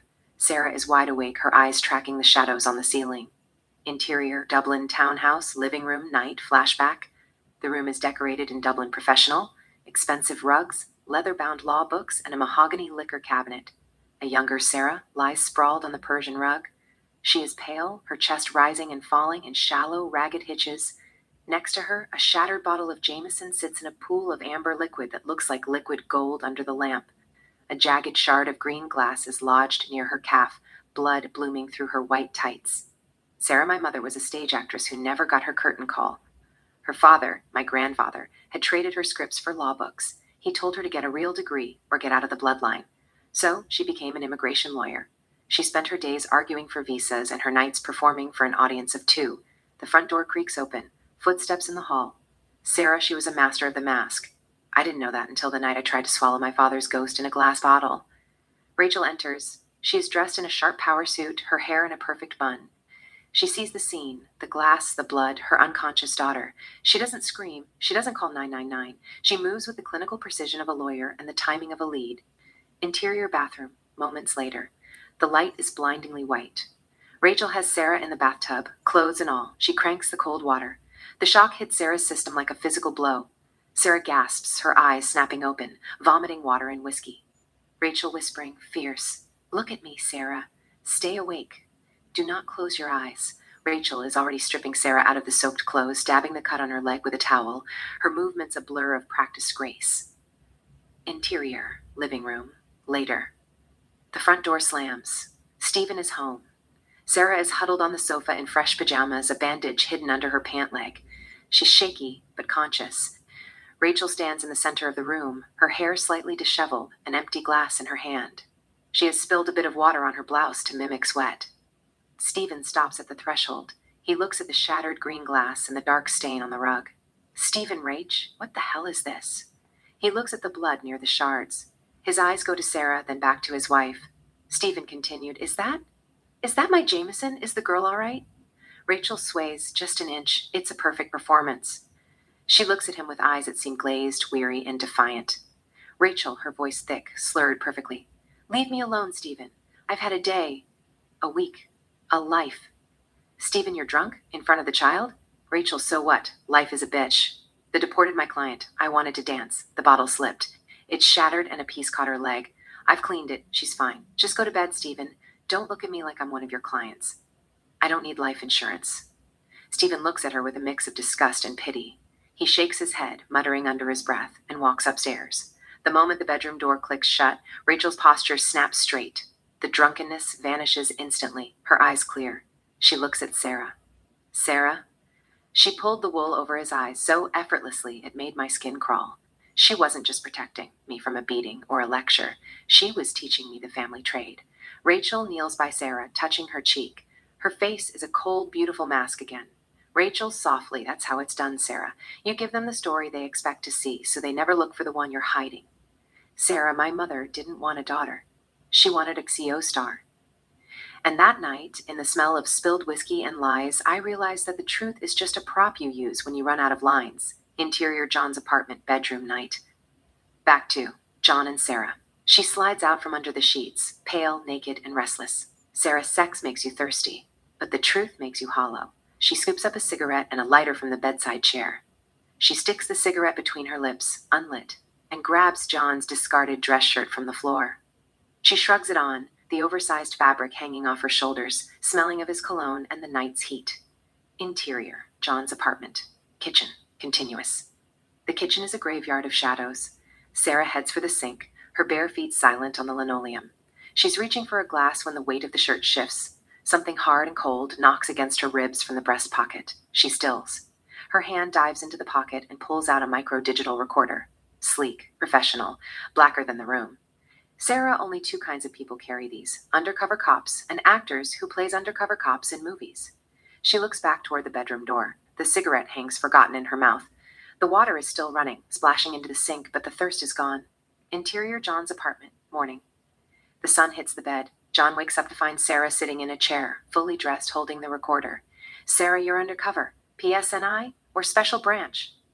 John sits up, his face hardening into a mask of professionalism. John, Sarah, you shouldn't have touched anything. Sarah, I'm a journalist. It's what I do. I'm looking for ice. And I think we're following the same scent. Help me, John. John, sighing, I'm building a case on Logan. If I help you, I compromise 6 months of work.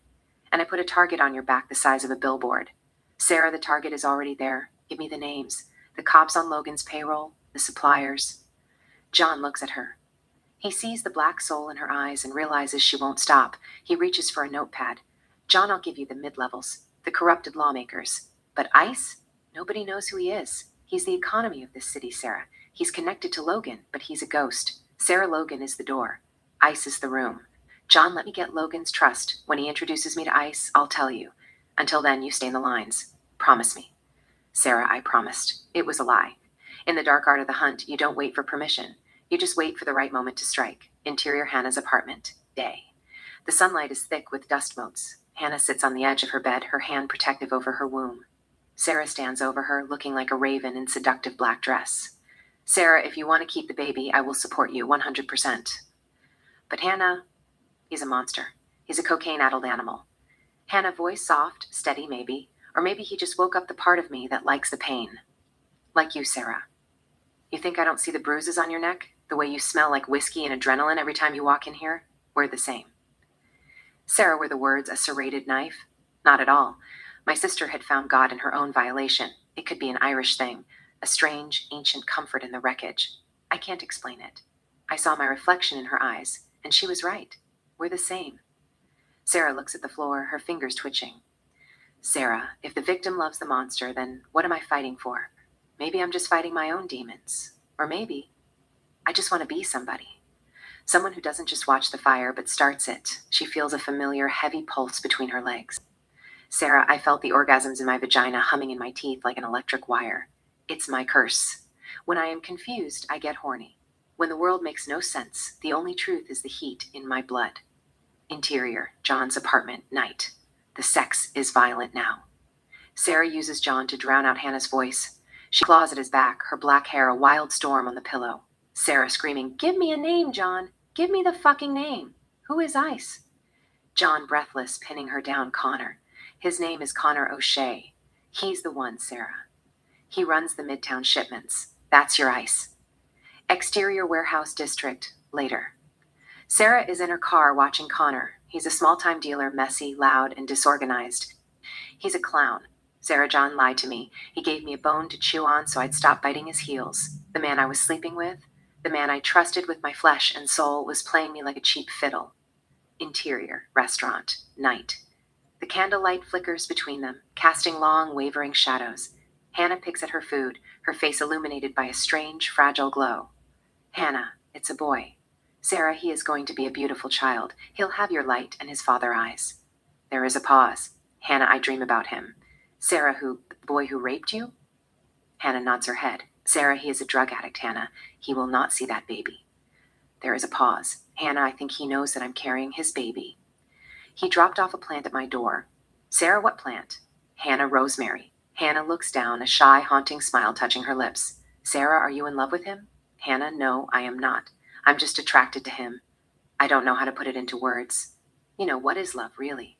Is it thinking about a boy who makes your heart grow fonder, feeling an ache in your soul from dawn to dusk, or seeing him in your dream every time you close your eyes, or wishing the father of your unborn baby got help he needed and cleaned his act, or he would just stand in front of a priest with you and say that he'd take you to be his wedded wife, to have and to hold from this day forward, for better, for worse, for richer, for poor, in sickness and in health, to love and to cherish, till death do you part? Sarah looks at Hannah in the eyes. There is a pause. Hannah's eyes swim with tears. Sarah, oh, I knew what she was talking about. She was a bird with broken wings, a prisoner to her own soul, her thoughts in a swirling dervish, adrift upon a shoreless sea. She was in love. Sarah, softly, it's all of those things, Hannah, all of them. Hannah's face breaks into a radiant, trembling smile. Her eyes spark, not with the dull film of trauma, but with a sudden, crystalline clarity. A single tear escapes, shimmering as it carves a path down her cheek. It isn't a tear of grief, it's a happy tear, a release of the pressure building in her chest. She quickly brushes it away with the back of her hand, a small, shy gesture of a woman who has finally admitted her heart's greatest secret to the only person who matters. Sarah. She was smiling at something that the mind would never understand, reaching for a hand that started the first fire. God or the devil, but in that moment, she was beautiful. She was a poet of her own pain. Interior John's apartment, night. Sarah stands by the window, wearing nothing but light blue lace that mirrors the ice in her eyes. She draws deep on a cigarette. John is present. Sarah Connor is a puppet, John. He's a nobody. Why did you lie to me? John trying to reach for her, I was trying to protect. Sarah, leave me alone. You almost got me killed. Interior Bad Cat Strip Club, Connor's office, night flashback. Sarah is a shadow in a lavender silk nightgown. She sits at Connor's desk, her camera clicking as she captures the ledgers on the screen. The door heavy clinks open. Connor stands there, silhouetted by the club's pulsing red lights. Sarah doesn't flinch. She slides the phone into the waistband of her underwear. Connor, what the fuck are you doing here? Sarah, cool, watching porn. On the screen, a pornographic video loops. Sarah stands, the silk clinging to her skin. Connor looks at the video. He is carrying a gun. Sarah continued, I have an audition tomorrow. Trying out for a lead part. Connor, what lead part? Sarah, a gangbang with 5 black men from Africa. Huge Mickeys. Connor, you're the new girl? Sarah, yeah. I need a little extra money. My little brother in Dublin is sick. He has leukemia. Connor's eyes track the bulge in her lace. Connor, what's in your knickers? Sarah, my phone. Sarah takes it out and shows him the phone. Sarah, I keep it on vibrate. When my boyfriend calls to complain, I don't answer. I just let the buzz remind me I'm alive. It is a sex thing. I'm an addict. Sarah puts the phone back in her underwear, gets closer, and unzips his trousers with the cold precision of a surgeon. Sarah, I love the sight of it, the way it loses its mind in my hand, getting hard like a rock, the cum. Let my hand do the trick. You don't have to worry about contracting an STD or anything. She begins. Her movements are rhythmic, her eyes locked on his. Connor gasps, "Sarah, you went it wet." He nods, breathless. Sarah spits into her palm, a jagged, unceremonious act, and continues. When he finally breaks, he groans into the empty room. Sarah looks at her hand, then sucks her fingers clean, one by one, her eyes never leaving his. Connor sits in his chair and takes a deep breath. "Connor, get the fuck out of my office. You're fired." Sarah smiles, a sharp, serrated thing, opens the door and disappears into the red. Interior John's apartment, night. Back to John and Sarah. "Sarah, tell me something, John." He looks at her in the eyes. Sarah continued, "How many times did you redirect me?" He doesn't answer. That's the answer. The confession, structured, devastating. John takes a sip from his scotch. "John, I didn't lie to you about Nicholas." She turns. John continued, "I lied about how close you were. Beat." John continued, "Every time you followed the right trail, I nudged you sideways." Sarah laughs once, sharp, disbelieving. "Sarah, you're saying you protected me." John, "No, I'm saying I managed you." The knife twist. He stands now, professional, controlled. The cop is back. John continued, "You were too effective, Sarah. Too fast. You didn't scare Nicholas. You scared everyone above him." Sarah steps closer. Her voice is calm, deadly. "Sarah, so you fed me Connor." John swallows. "John Connor was expendable. Nicholas wasn't. That lands like a bullet. The true betrayal." Sarah notices something on the table, a familiar object, her micro recorder, the one she thought she found accidentally. She picks it up. "Sarah, this wasn't a mistake, was it?" John exhales. "John, I wanted you to find it." She stares at him. John continued, "I needed to know what you were willing to become before I decided how far I'd let you go." Silence. Her breath goes shallow. "Sarah, you were profiling me." John, "I was falling in love with you. Worse. So much worse." The final nail. Sarah rolls her eyes in disbelief. The room feels suddenly small. "Sarah, did you ever plan to let me finish the story?" John hesitates. "Just a fraction too long." John, "No. That's it. That's the betrayal." But John plays it cool. Sarah looks at him deep in the eyes. She doesn't cry. She smiles. Slow, cold, educated. "Sarah, you didn't love me." John doesn't flinch, but he says nothing. Sarah continued, "You loved the version of me. Tell me I'm wrong." "John, if you cross this line, Sarah, they won't protect you anymore." Eyes flint blue. "Sarah, you already chose who gets protection." Beat. Sarah continued, "Do you choose who burns too?" There is a pause. "Sarah Vo, maybe." John wasn't a liar. He was a curator. He didn't block my path. He edited my life. He wasn't surrendering. He was observing, measuring how far I'd go. John moves closer, his presence a heavy warmth in the cool air. He traces her lips with his thumb, his gaze unshakable. John softly, "I'm sorry." He brushes his forefinger against her lips, and she takes it into her mouth. A slow, provocative surrender. The tension snaps. Sarah reaches for his belt, her fingers deft and urgent. They collide in a deep, desperate French kiss, their tongues tracing the edges of each other's secrets.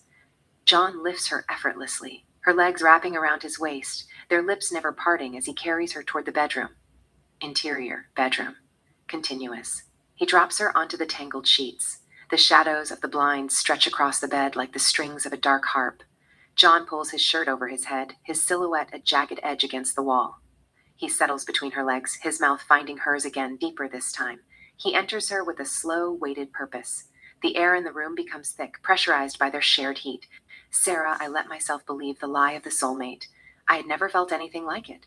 A rhythmic drowning that made the demons in my head dance. He was the only magic in a city of sirens. The pleasure wasn't just physical, it was an exorcism. I kept hitting the ceiling so many times I thought I'd never come back down to earth. I let myself believe he was the missing piece of my soul I'd spent my whole life pretending I didn't need." Cut to. The moonlight catches the sweat on their skin. They shift, Sarah on all fours, her black hair fanning out like a veil. John is behind her, his movements sweet but relentless, hitting a pace that makes her gasp. "Sarah, I was addicted to the way he broke me, and even more addicted to the way he put me back together." Interior John's house, bathroom later. The room is an altar of flickering candles. John and Sarah are submerged in the oversized clawfoot tub. The water is still, reflecting the golden light. Sarah leans back against his chest, her head resting on his shoulder. She holds a glass of deep red wine, the color of a fresh bruise. "John Nicholas is a bad news, Sarah, the kind you don't walk away from." Sarah, sipping her wine, define bad news for me. "John, he's a killer. If he finds out you're breathing down his neck, he'll wipe out your entire family." Sarah, I have no family in Belfast, just my sister. John, turning her to face him, he'll kill her just to see the expression on your face change. The silence that follows is heavy. Sarah stares into the dark red liquid in her glass. The magic of the bedroom is gone, replaced by the cold logic of the hunt. Sarah John knew my weakness. I would do anything to protect my sister. She takes a slow, final sip of the wine. Her eyes go flat, the blue turning to flint. Sarah, he thought he was warning me off. He thought he was protecting me, but I didn't want protection. I wanted a bonfire. I was going to find Nicholas no matter what. I'd make him pay for the drugs, the lies, and the kiss he gave my sister, so to speak, but he was responsible indirectly. He was selling poison in the street. I had to stop him. Interior Logan's private lounge, Crazy Mary, night. The lounge is a tomb of gold leaf and crushed velvet. The air is heavy with Cuban tobacco and the sharp medicinal burn of high-end bourbon. Logan, a wolf in a tuxedo, sits in a wingback chair. John stands in the corner, leaning against the mahogany, looking cool, steady, a silent guardian. Sarah stands in the center. She is the princess gone rogue, the light blue Louis Vuitton silk of her dress clinging to her like a second skin. As she moves, Logan's eyes trace the cold, sharp silhouette of her nipples through the expensive fabric. Sarah reaches out, takes Logan's glass from the side table, and takes a slow, deliberate sip of his bourbon. Logan, John tells me you're a gifted singer. Sarah, I'm okay. Logan, have you done cabaret? Sarah, I spent 2 years doing burlesque in Paris. Logan, in French, quelle est la différence entre le cabaret et le burlesque? Sarah, in French, voice like smoke, aucune. Logan stares into her eyes, searching for a tremor of fear. He finds only ice. He looks toward John and gives a slow, appreciative nod. The deal is done. Interior Crazy Mary's stage night. The room goes dark. A single hot spotlight cuts through the haze. Sarah is on stage. The blue dress has been replaced or transformed. This is a high-octane, theatrical burlesque. She moves with the athletic grace and dangerous precision of Catherine Zeta-Jones in Chicago.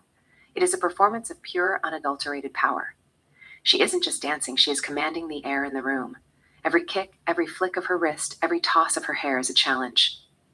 John sits in the darkest corner of the room, sipping his whiskey. He watches her with a mixture of awe and terror. He realizes that the woman on that stage is a stranger, a creature born of the dark art she's been perfecting. Logan watches from his booth, mesmerized. The audience is silent, paralyzed by her. Sarah, I'd never done this before. But high school drama taught me that the stage is the only place where you can be completely naked while playing a part. I wasn't dancing for them. I was dancing for the fire. I was the song they'd be humming while I was burning their world down. Interior Zach's apartment, day. The apartment is a graveyard of empty takeaway boxes and overflowing ashtrays, bathed in the sickly blue light of a Belfast afternoon. Zach is still gaunt, beautiful in a skeletal way, sitting on a stained mattress on the floor. He is shaking, the tremors of withdrawal or guilt rattling his frame. The door creaks open. Hannah enters. She doesn't look like a victim. She looks like she's coming home. She carries a plastic bag from a local deli and a heavy bag of clothes. She moves through the room, silently picking up the trash. She moves with the practiced domesticity of a wife, not a survivor. Hannah, I brought you a stew. And some bread from the bakery on the corner. You need to eat. Zach looks up at her. His eyes are bloodshot, darting like a cornered animal's. Zach, voice raspy, why are you here? Hannah, sitting on the edge of the mattress, no reason. Zach, you hate me. Hannah, no, I don't hate you. You're about to be a proud father. We're having a baby. She opens the container of stew. Steam rises between them, a ghost of warmth in the cold room. She blows on a spoonful and holds it to his lips. He hesitates, his eyes searching hers for a trick, then he takes it. Hannah continued, the baby is kicking. That's all he does. He's going to be a football player. You'll teach him. He'll be more famous than George Best. Zach, tears welling, I'm sorry. I don't know what I was thinking. Hannah, touching his face, her thumb tracing his lip. Shh, I'm not mad at you. I had already forgiven you. I'm carrying your baby. The fire has started now. We can't put it out. We just have to stay warm. She leans in and kisses his forehead. It is a gesture of terrifying grace. Hannah continued, you're going to get clean. You're going to be a father. And if the world tries to take you away from me, I'll tell them you're the only thing that ever made me feel real. The steam from the stew curls in the blue afternoon light. Hannah reaches into the bag of clothes and pulls out a faded green sports jacket, the green and white army colors of the Northern Ireland national team. It looks heavy, smelling of mothballs and a life lived long ago. Hannah, these were my father's. Put this on. Zach hesitates, his thin arms trembling, but he stands up. He slides into the jacket. It swallows him. The shoulders hang halfway down his arms. He looks like a child playing dress-up in a graveyard. Hannah continued, is it big? Zach looks at his reflection in a cracked window pane. He sees a ghost wearing a dead man's pride. He doesn't want to break the spell. Zach quietly, it fits. Hannah, no, it's too big. Zach, it's okay. I like it. Hannah pushing the bowl toward him again. You need to eat. You need to grow into it. Exterior Sarah's front porch. Night. Sarah sits on the concrete steps, the orange cherry of her cigarette the only light. She is a silent gargoyle, watching the street. Sarah, I've watched her in the street, carrying trees into the mouth of the neighborhood that chewed her up. She wasn't just bringing him food, she was feeding the very thing that devoured her. Montage, memory. Exterior Falls Road. Day, Hannah, looking fragile and out of place, clutching brown paper bags like they contain holy relics, walking deeper into the heart of a hostile territory. Interior, coffee shop. Day. Sarah enters. The air smells of roasted beans and sugar. Then she sees him. Zach, sitting in a corner booth. He looks like a skeleton wrapped in the green and white of her father's jacket. The collar is too high, the sleeves too long. Back to scene. Sarah stands at the counter. She doesn't want to look at Zach. His eyes ache her heart. She doesn't really hate him. Barista, what can I get you? Sarah, voice flat, black coffee. She pauses. She looks at the reflection of the green jacket in the shop window. Sarah, can't. Actually, forget the coffee. Give me a Red Bull. The barista hands her the silver and blue can. Sarah pays and looks at Zach. Zach avoids an eye contact and looks at his coffee. Sarah snaps the tab, crack, takes a sip, and walks out into the cold. Sarah, she even gave him our father's clothes. They were too big, there was no flesh left on his body to fill the wool, but it didn't matter. She was the architect of her desolation. She wore her sorrow like a veil of smoke, and she was in love with the rhythm of it. She was reaching for the hand that started the first fire, and she didn't care if she burned to ash, as long as she wasn't cold anymore. Interior, Crazy Mary's. Night. The room goes dark. A single hot spotlight cuts through the haze. Sarah stands center stage. She is breathtaking, a sapphire dropped in a coal mine. She begins to sing a slow, rhythmic jazz standard. Her voice is a smoky alto, low, haunting, and dangerously seductive. John sits in the darkest corner, nursing a whiskey. He watches her with pure admiration. He knows the danger she's playing with, but he can't look away. In a very important person booth, Nicholas sits perfectly tailored. He hasn't touched his drink. He is mesmerized. Sarah catches his gaze, holding it as she sings, her eyes sparkling with a playful, predatory light. The song ends on a lingering, lonely note. The silence in the room is heavy before the applause finally breaks the spell. Interior bar area, moments later. Sarah steps off the stage, the blue silk flowing around her. She heads toward John, but Logan intercepts her. Logan, a haunting performance, Sarah, truly. There's someone who'd like to pay his respects. He leads her toward the shadows. Nicholas stands. Up close, his handsomeness is sharp, almost surgical. Logan continued, Nicholas, I want you to meet Sarah. She's new to the city, from Dublin. Sarah, this is Nicholas, a man of great vision for Belfast. Nicholas taking her hand, voice like velvet. You have beautiful eyes. They speak a language words can't capture. He doesn't let go. He traces the pulse on her wrist with his thumb. Sarah gives him a sweet, sassy smile. Sarah thanks. But they function the same as regular eyes. Nicholas chuckling, they say the eyes are the window to the soul. You didn't just bring your soul with you tonight, you wove it into that dress. It's exactly the color of the ice in the North Atlantic. Gorgeous, but it'll freeze the heart if you stay too long.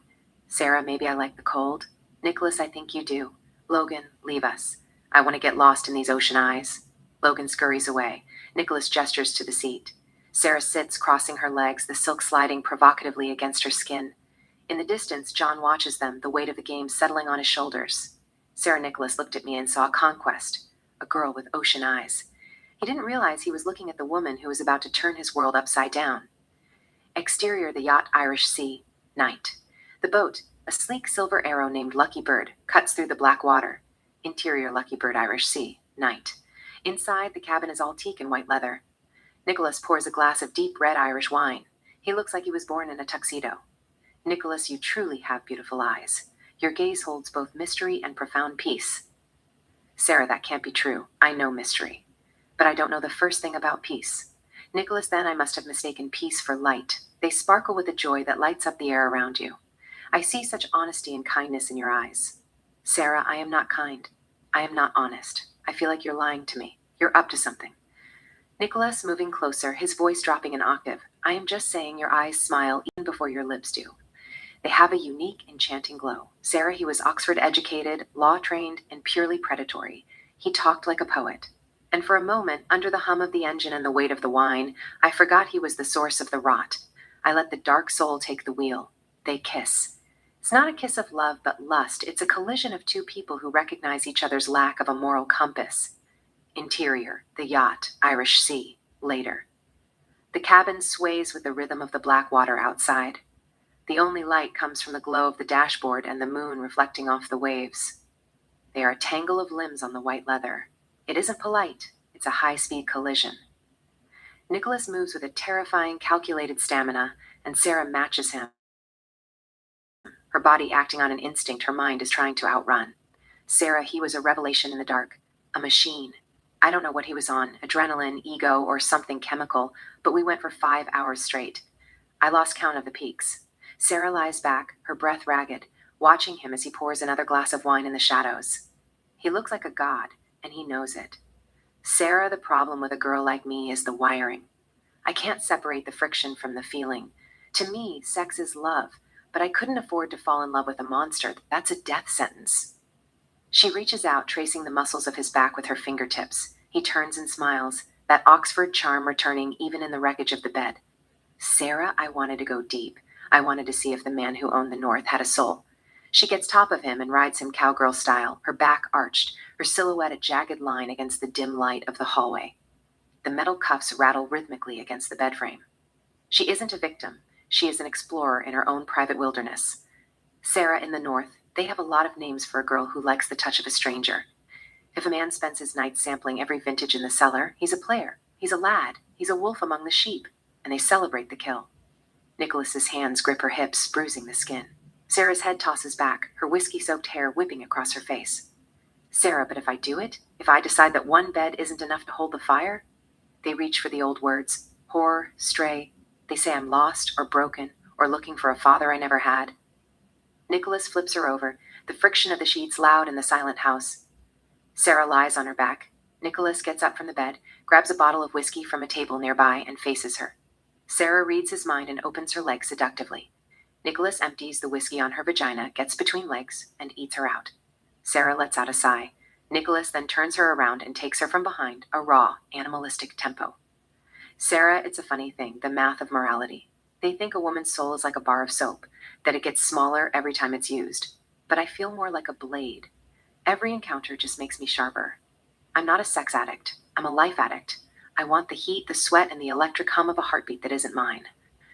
Sarah's eyes are wide, locked on the dark corner of the room, her breath coming in jagged, erotic hitches. Sarah, I am desirous of everything. My heart wants a happily ever after behind a white picket fence in Dublin. But my soul wants the feast. I want to live my life to the fullest. Nicholas collapses against her, spent. Sarah lies relaxed, high from the dopamine. She looks at the ceiling, her expression unreadable. Sarah, when all is said and done, I'd rather be a whore who knows exactly who she is than a good girl who spends her whole life waiting for permission to breathe. Exterior. Lucky bird. Morning. The morning sun is a cold white blade across the deck. Sarah is halfway to the docks when she stops, her hand flying to the hollow of her throat. Empty. Sarah, I'm not a true Christian. The cross is a superstition. If there is a God, he's probably too busy to watch Belfast, but I like to think he's at least looking out for me. Jesus is my imaginary friend. She turns back toward the silver arrow of the ship. Interior lucky bird. Moments later, the cabin smells of expensive sweat and stale wine. Sarah finds the cross on the nightstand, resting beside the empty Bordeaux. A mechanical whir vibrates through the floor. Sarah drops to her knees, looking through a glass floor insert meant for viewing coral. Below, in the gut of the ship, goons are offloading plastic-wrapped bricks, the white decay of Belfast. She pulls out her phone. Her hands are steady. She captures the faces, the bricks, the scale of it. Von Nicholas's heavy, 250 lbs of muscle fills the doorway. He's holding a serrated kitchen knife like he knows exactly how to use it. Von, party's over, princess. Why are you back? Sarah standing slowly, dangling the cross. I left my chaperone behind. A girl can't go into the city without the Son of God to watch over her, even if he is made of silver. Vaughn isn't buying the charm. He presses the cold tip of the knife against her throat. Vaughn, take off your clothes. Everything. Sarah locks eyes with him. She doesn't tremble. She strips. It isn't a victim's walk. It's a performance of total defiance. She stands nude in the center of the cabin, her ocean eyes daring him to look away. Vaughn searches her light blue silk dress. Nothing. No wires. No phone. He looks at her, then peels off his cheap black suit jacket. Vaughn, my girlfriend, doesn't know how to dress. She tends to wear things that aren't the most flattering. I'll trade you this for the dress. He tosses the coat. Sarah catches it with one hand. the heavy fabric a dark contrast against her skin. She doesn't put it on. Not yet. She stands in the cold morning air, defiant and goddess-like. Sarah, give me a cigarette. Vaughn stares, a flicker of genuine attraction, of hunger, crossing his face and mistrust. He pulls a cigarette from his pocket, his fingers lingering slightly as he places it between her lips. He clicks a silver lighter. Sarah takes a deep, slow drag, her eyes never leaving his. She exhales a plume of soft, biscuit-colored smoke directly into his face. Through the haze, she gives him a small, enchanting smile, the kind of smile that ruins men, turns, and walks toward the exit. Exterior, docks, moments later. Sarah walks down the gangplank. The cheap black suit jacket is draped over her shoulders like a cape, barely clinging to her frame. She is the definition of legal elegance and grace. With a cigarette dangling from her lips, she flashes her long, sun-kissed legs and the curve of her buttocks against the colorless, rusted skeleton of the docks. Behind her, the shimmering blue of the Irish Sea stretches out like a sheet of diamonds. She looks like a sex goddess in a hitman's skin, walking off a stage and into a brutal Irish paradise. She reaches her car. She flicks the finished cigarette into the oily water of the harbor and opens the driver's side door. She doesn't get in. She grabs a fresh pack and her own lighter. She sits on the edge of the hood, legs crossed, and lights up again. She is the picture of cool, calm, and collected while the world behind her begins to burn. Sarah, I threw the phone in the ice container, hoping the water would kill the ghost. I knew if they found me spying, they'd kill me. They'd kill Hannah. They'd even kill my mother, in Dublin, just to send a message. In Lucky Bird, continuous. Inside the cabin, Vaughn plunges his hand into the bar's ice container. He pulls out the dripping phone. He tries the power button. The screen stays black, dead. He sighs, pulls out his own cell, and hits a contact labeled ice. Vaughn into phone. Boss, we have a problem. The girl is a spy. Exterior Celtic coffee shop day. Sarah sits at a table, typing something in her laptop. She takes a sip from her cappuccino and resumes her work. Then Vaughn and 4 goons enter the coffee shops. Sarah looks at them. Vaughn walks up to the table and sits in front of her. Vaughn, the boss want to see you. She ignores him and continues to type. Sarah, without looking at him, I am busy. Her focus remains on her laptop. Vaughn grabs her cappuccino and spills in her laptop. The computer goes dead. Sarah is upset inside, but she plays it cool. She acts as if nothing happened. She says nothing. She just looks at him in the eyes, unmoved. Vaughn, let's go. Vaughn shows her the gun in his holster. Sarah looks around. The goons are staring at her. She can't run. She can't scream. She has no choice but to comply. Sarah grabs her purse and gets up. Vaughn gives one of the goons, Tony, a nod. Tony takes her purse and grabs her arm and begins to escort her. Vaughn looks at a goon, Dawn, as they walk toward the exit. Vaughn, get the laptop. Dawn grabbed the laptop. Exterior Celtic coffee shop, day. Tony placed Sarah in the back seat and enters the car with her. Vaughn gets in the passenger seat. They came in 2 cars. Dawn and the 2 goon gets in car 2. They all drive away. Int, yacht, private salon, sunset.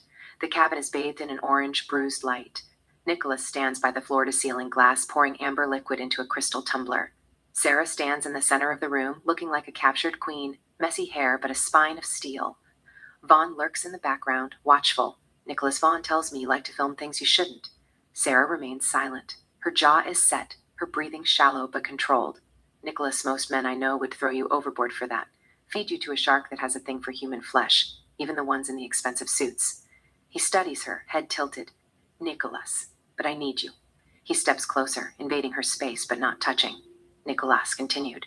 You don't realize how valuable you are, do you? Sarah, as what? A cautionary tale? Nicholas laughs softly. Nicholas, as oxygen. Outrage is oxygen. You choke a city with boredom, it goes to sleep. You give it a pretty girl with a camera and a monster to point at, it keeps breathing. He traces a lazy circle in the air with his glass, indicating the yacht, the city beyond. Nicholas, dead, you're a martyr. Alive, you're infrastructure. He leans in, his mouth near her ear. Nicholas continued. Infrastructure keeps things moving. He looks past her to Vaughn. Nicholas, no more hands on our guest. She's worth more in one piece. Vaughn nods with a smirk, as if he didn't mean it. Nicholas looks back at Sarah, smile thin. Nicholas continued. Plus, I like her blue eyes. They hold the spark of distant stars in the middle of the day. Consider tonight a free lesson, Sarah. You're not walking away because I'm merciful. You're walking because you're useful. He hands her the dead, water-damaged phone. Nicholas, next time, ask before you do anything. Sarah takes it, giving him a small, polite, I don't care smile. She doesn't offer an excuse. She doesn't offer a lie. She offers him nothing but the silence he's paying for. Sarah, he was right. He didn't save me because I have blue eyes or he was a Prince Charming. He saved me because I'm a piece on a board he hadn't finished playing yet. In Belfast, the only thing more dangerous than an enemy who wants you dead is a man who needs you alive. Interior back room, docks warehouse later, concrete walls, stacks of shrink-wrapped boxes. Sarah is pinned against a pallet by Randy, a mid-level thug, his hand twisted in her hair. Randy, you think you can walk in here, make us look like amateurs, and just smile your way out? He raises his other hand, fist clenched. Vaughn steps into the doorway, calm in his expensive coat. Vaughn, that's enough. Randy freezes. He didn't realize Randy was there. Randy, we're just having a bit of fun, boss. Vaughn walks closer, eyes on Sarah, then on Randy. Vaughn. Fun gets expensive when it bleeds on the merchandise. He takes the Randy's wrist and peels it off Sarah's hair with careful pressure. Vaughn continued. She's not for you. Randy glances between them, confused. Randy, she's almost got us killed. Fuck. She is a spy, a bloody reporter. She'll burn us.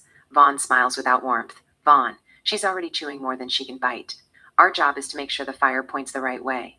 He steps between them, body language making it clear Sarah is under his protection, for now. Vaughn continued. To Sarah, next time you want to ask questions, you call me first. To Randy, quieter. And next time you ignore me in my own house, you won't use that hand again. Randy backs off. Sarah straightens, shaken, hair messy but unbroken. Vaughn looks at her in the eyes. She gives him a soft, seductive smile. Vaughn returns her smiles, then slaps her hard with the back of his hand. Sarah's nose bleeds. She acts tough, took it like Joan of the Arc. No word. She smiles at him. Vaughn takes the blood from her and tastes it. Vaughn, you can go home now. Vaughn low, gravelly, you can go home now. Vaughn gives Randy a sharp, dismissive nod. Throw her out. Vaughn turns his back on her and walks out of the room without a second glance, leaving the smell of iron and expensive cologne behind. Randy lunges forward, his fingers digging into the meat of Sarah's arm. Sarah doesn't resist. She doesn't shake him off. She just uses the back of her hand to wipe the blood from her nose across her cheek, leaving a smear like war paint. Exterior, Lucky Bird, night. The harbor lights are smeared in the black water. Randy drags Sarah down the gangplank and onto the dock. He stops, spinning her around and pinning her against a cold metal pylon. He pulls a jagged, folding knife from his pocket. The blade snicks open, a silver tooth in the moonlight. He presses the cold edge against the denim of her jeans, right between her legs. Randy, a wet, filthy whisper. I will carve your pussy out with this knife, eat it raw, and fuck you in the ass while you're bleeding from your G. If I ever see you near this boat again. He's pissed off, high with sick energy. Sarah doesn't blink. She doesn't scream. She stares at him with eyes that look like they've already seen the end of the world. Randy sneers, surprised by her lack of fear. He gives her a violent, two-handed shove that sends her stumbling back onto the wet concrete of the docks. Randy continued, Get the fuck out of here. Sarah hits the ground, her palms scraping the grit. She stands up slowly. She doesn't check her wounds. She doesn't look back at the yacht or the man with the knife. She just starts walking. She walks down the long, lightless stretch of the docks, her silhouette shrinking against the massive cranes and shipping containers, a lone figure marked in blood. Interior, PSNI, hallway outside briefing room, day. Harsh light, a buzz of voices inside the briefing room. Sarah's face on a slide is visible through the glass, mid-broadcast. Sergeant Kelly steps out with John, agitated. Kelly. She obstructed an active investigation, contaminated witnesses, slept with half your informants. We could pick her up tomorrow on 3 separate charges and make her disappear into paperwork. John. And then what? Kelly. Then she stops making a circus out of our case. John glances through the glass at the slide of Nicholas, blurred behind a question mark. John. Or she turns into a circus of her own. Journalist arrested after exposing cartel? You'll have every outlet from Dublin to New York sniffing around our files. Kelly hesitates. John continued. Right now, she's one loud, messy voice we can discredit. You lock her up, you give her a halo. Kelly. So we just let her keep running around town with a target on her back? John. We let the board shred her on air. We let the lawyers call her unstable. And we keep our hands clean so when Nicholas finally slips, a judge doesn't see us as the same circus she's in. Kelly looks at him, searching for an angle. Kelly. You protecting her, John? Or yourself? John. I'm protecting the case. Beat. Kelly exhales. Kelly. Fine. No arrest. For now. But if she steps over the line again. John. Smoothly. You'll have your paperwork ready. I know.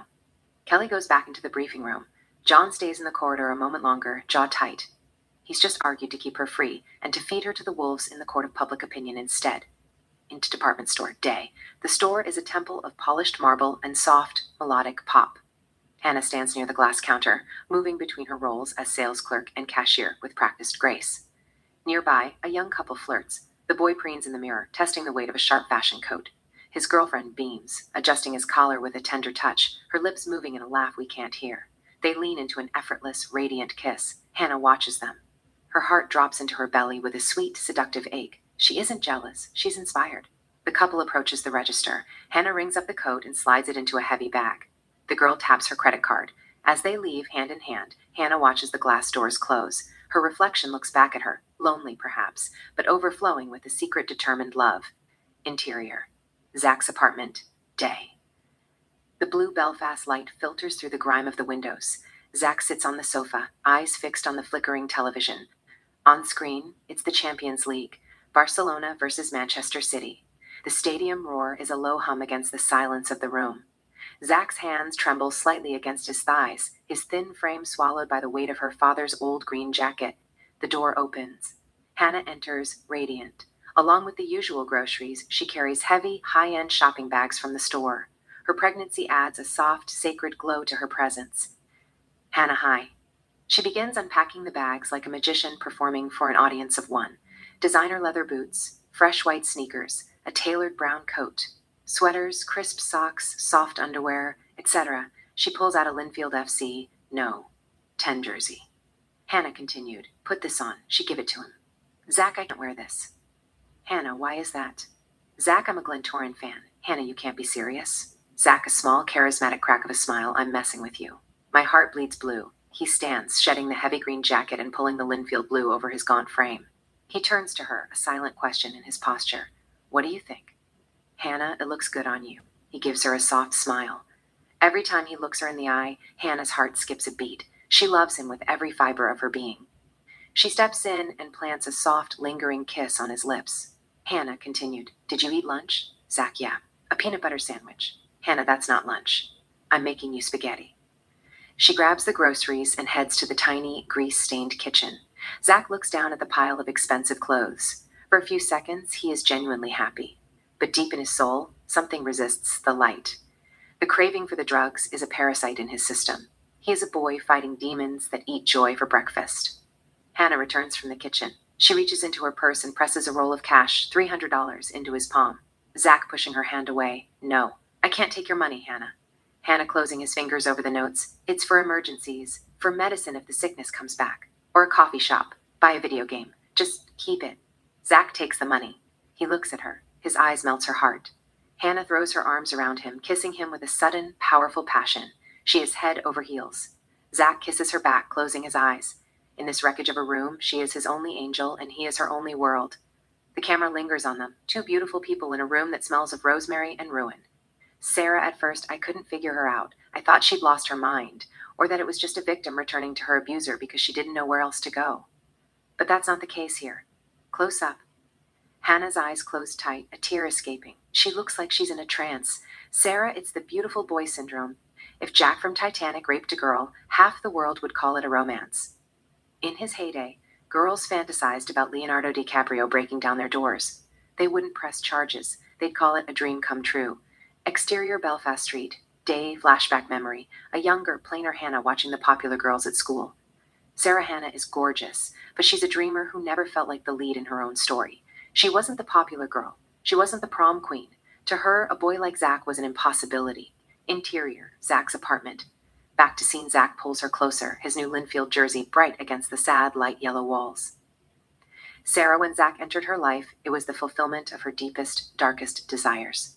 The dream had become a reality, even if the reality was ugly. This beautiful boy wanted me. He needed me. To Hannah, the fire and the blood were just a blessing in disguise, the entry fee for a fairy tale she didn't think she deserved. He was her Romeo, and she was his Juliet. It was the perfect scenario, and she'd rather burn in it than live in a world where he didn't look at her like that. Interior, Sarah's house. Night. The air is thick with the smell of old paper and rain. John stands by the window, a silhouette against the city lights. He is holding a glass of amber whiskey. John, you fucked him. Sarah, walking toward him, unbuttoning her coat. So what? It was a good fuck. I enjoyed it. He has a big dick, John. That's what my G-spot needed. Don't get sensitive. I was still with Brandon when I slept with you. Sex is just the territory. John turns. He doesn't look wounded. A slow, dark smile creeps across his face. He sees her clearly, not as a victim to be saved, but as a predator to be met. John, I guess I was just a resource to you then. Sarah, you lied to me first. You sent me to Connor. I almost died in that office. I had to give a pimp a handjob just to get out of the room to keep my cover. We're even, John. Sarah turns and walks into her bedroom. Interior bedroom, living room, continuous. John stands in the living room, listening to the rustle of clothes. Sarah emerges. She's wearing nothing but a black, erotic fishnet bodysuit that leaves nothing to the imagination. In her hand, she grips a pair of steel police cuffs. She approaches him. The whiskey in his glass trembles. She reaches down, unzips his fly, and drops to her knees. She takes him into her mouth with a rhythmic, practiced intensity. John groans, tilting his head back. He tips his glass, pouring the cold, burning whiskey over Sarah's black hair. It runs down her face and onto her shoulders as she continues, her blue eyes looking up at him through the wet strands. She stands up, breathless, the scent of bourbon and sex filling the space between them. They kiss, deep, wet, and French. Sarah, take me to the bedroom and fuck me. I am yours tonight. John doesn't hesitate. He scoops her up, carries her into the dark bedroom, and throws her onto the mattress. He grabs her hair violently, pulling her head back to kiss her with a sadistic passion. He moves between her legs, burying his face in her, eating her out until she is arching off the sheets. He clicks the cuffs onto her wrists, anchoring her to the bed frame. He strips off his clothes and takes her, hard, fast, and without mercy. Sarah, I like rough sex. Still, as the steel bit into my wrists, I couldn't believe it. I am just like my sister. Perhaps it's evolution. For millennia, men dominated the structures, social, political, economic. Power was a masculine currency, and women were the observers. Sarah, the primitive brain, saw aggression as security. It saw the hunt and the kill as protection. In the age of survival of the fittest, you wanted the man who could break things, because he was the one who ensured your genes made it to the next sunrise. Sarah, now, we are independent. We are the architects. We are self-sufficient. But the lizard brain doesn't forget. That old need for protection hasn't vanished. It's just been relocated. It can only serve us now as foreplay. On the bed. In the dark. To be honest, I don't know anything about sex. I just love rough sex. Interior Ryan's office. Day. The office is a cluttered cage of stacked newspapers, flickering monitors, and the stale smell of lukewarm coffee. Ryan, a man who has traded his soul for circulation numbers, sits behind a desk that hasn't been visible since the late 90s. Sarah stands across from him. She looks sharp, the smoky eyes from her drive home still clinging to her lids like war paint. She drops a thick, leather-bound file onto the mess of his desk. It lands with a heavy, final thud. Sarah, everything is in there. The manifests from the Lucky Bird, the offshore accounts linked to the port authorities, and the names of the ghosts Nicholas uses to move the product. It's a roadmap to the heart of the city's ruin. Ryan flips through the pages. His eyes widen, then narrow. He looks up at her, a bead of sweat forming at his temple. Ryan, Sarah, this isn't just a story. This is a suicide note. You've got names in here that people don't even whisper in church. Sarah, cool, unwavering. I need 50,000. Untraceable. I need to buy a source who is currently shitting himself in a safe house in Derry, and I need to upgrade my tech. Ryan laughs nervously. 50 grand? Sarah, the board is already breathing down my neck about your expenses. I can't justify. Sarah, leaning over the desk, then don't justify it. Just watch me walk. I've already had a preliminary chat with the executive producer at the BBC. They'd pay double for a chance to bury Nicholas and the people on his payroll. Ryan freezes. The silence in the office becomes heavy. Ryan, you'd give this to the BBC? After I gave you the credentials? After I covered for you when you went off the grid? Sarah, I'm a journalist, Ryan. I go where the truth is financed. You like the investigation? You want the story of the decade? Then pay the entry fee, or I'll take it somewhere else and leave you with the crossword puzzles and the weather report. Ryan looks at the file, then at Sarah. He sees the blade in her eyes. He knows she isn't bluffing. Ryan, sighing, defeated, you'll have the wire by the morning. But listen to me, Sarah. I've seen men more powerful than you disappear for knowing 10% of what's in this folder. They will kill you. They won't just bury the story, they'll bury the girl who wrote it. Sarah picks up her bag, her expression a mask of lethal indifference. Sarah, let them try. It'll make for a hell of an obituary. She heads for the door. Ryan, Sarah? She stops, her hand on the brass handle. Ryan continued, be careful. I'm paying for a front-page scoop, not a funeral. Sarah, he was right to be scared. But Ryan didn't understand the math. In Belfast, The only way to beat a monster is to make sure you're the most expensive thing they've ever tried to kill. Sarah exits, leaving Ryan alone with the weight of the truth. Interior, Sarah's house. Day. The room is dim, lit only by the gloomy Belfast sky. Sarah stands before her crime board, a glass of scotch in her hand. In the center of the web of notes and photos is Nicholas, staring back with his cold, Oxford-educated eyes. She takes a slow, burning sip. Ding done. The doorbell cuts through the silence. Sarah sets the scotch on a side table and reflexively grabs her handgun from the sideboard. She approaches the door with the predator's caution she's learned from the street. She opens it. Hannah stands on the threshold. She isn't the radiant angel from the apartment anymore. She is shattered. Her face is a mask of salt and grief. Before Sarah can speak, Hannah collapses into her, sobbing with a sound that comes from the marrow of her bones. Sarah tucks the gun behind her back and pulls her sister inside, holding her as they sink to the floor. Sarah, Hannah. What happened? Hannah gasping for air. They killed him. They killed him, Sarah. Sarah who? Who did they kill? Hannah, Zach. Two of them. Drug addicts. They broke in. They stabbed him. He's gone. Hannah buries her face in Sarah's shoulder, her body shaking with a violent rhythmic grief. She drops down. Sarah holds Hannah on the floor. Hannah is a shell, her eyes staring at nothing, her breath coming in ragged hitches. Sarah's face is hard. The scotch, the crime board, and the gun are all forgotten in the wake of the senseless gore. Sarah, it was the ultimate bitter irony. Her kindness was the thing that finally killed him. Those two addicts didn't see a fallen angel or a beautiful boy. They just saw a down payment on their next fix. They saw clothes that could feed their addiction for a week. Flash of memory, Zach in the apartment, standing tall in the blue Linfield jersey, a small, rare smile on his face. He looks clean. He looks like a man with a future. Sarah, she dressed him like a king in a neighborhood full of starving wolves. Quick flash, Zach's apartment. Night the door is splintered off its hinges. The room is tossed. Zach lies crumpled on the floor in a pool of dark, spreading crimson. The blue of the jersey is almost black with blood. His eyes are open, staring at the ceiling, the life gone. The boots are missing from his feet. The drawers are pulled out. Total silence, except for TV. They're showing Premier League, Liverpool versus Man, United. Sarah, they broke his door, took the clothes that she gave him, took his money, and left him to bleed out in his favorite blue shirt. She tried to give him a fairy tale, but in this city, the only thing a crown gets you is a grave. In T Channel 5, legal review room, night. Glass walls, no windows. The air is filtered, tasting of ozone and expensive cologne. Cold LED lighting turns everyone into a corpse. Sarah sits at the head of a mahogany table. Across from her, Ryan, looking older than he did this morning, a channel lawyer in a suit that costs more than Sarah's car, and an advisor, unnamed, calm, and terrifyingly still. Between them lies Sarah's expose. It has been butchered. Red ink bleeds across the white pages like a crime scene. Lawyer sliding the file forward, you can publish everything on pages 1 through 12. Sarah relaxes. Barely. Lawyer continued, however. You cannot name the source of the supply. You cannot name Nicholas. You cannot imply government cooperation. You cannot use the word informant. Sarah's pulse spikes. Sarah, voice like a razor, then what's left? A list of zip codes and a body count? The advisor finally speaks. His voice is a dry whisper, the sound of a snake on gravel. Advisor, a morality play, addicts, street dealers, a city spiraling out of control, a story that demands more funding, not accountability. Silence. Heavy, suffocating. Sarah looks at Ryan. He won't meet her eyes. Ryan, they've already approved the headline. He slides her phone across the table. The headline notification reads, Belfast bleeds, journalist embedded in city's cocaine war. Her name is already attached. Sarah, I didn't realize I was the product. The story wasn't the weapon. I was. Nicholas was protected because he stabilized chaos. The government didn't want the drugs gone. They wanted them managed. Interior, the Crown Liquor Saloon, night. The bar is a masterpiece of carved oak and stained glass, but tonight it feels like a cage. Sarah sits alone at the far end, staring into a double whiskey. The amber liquid is the only warm thing in her world.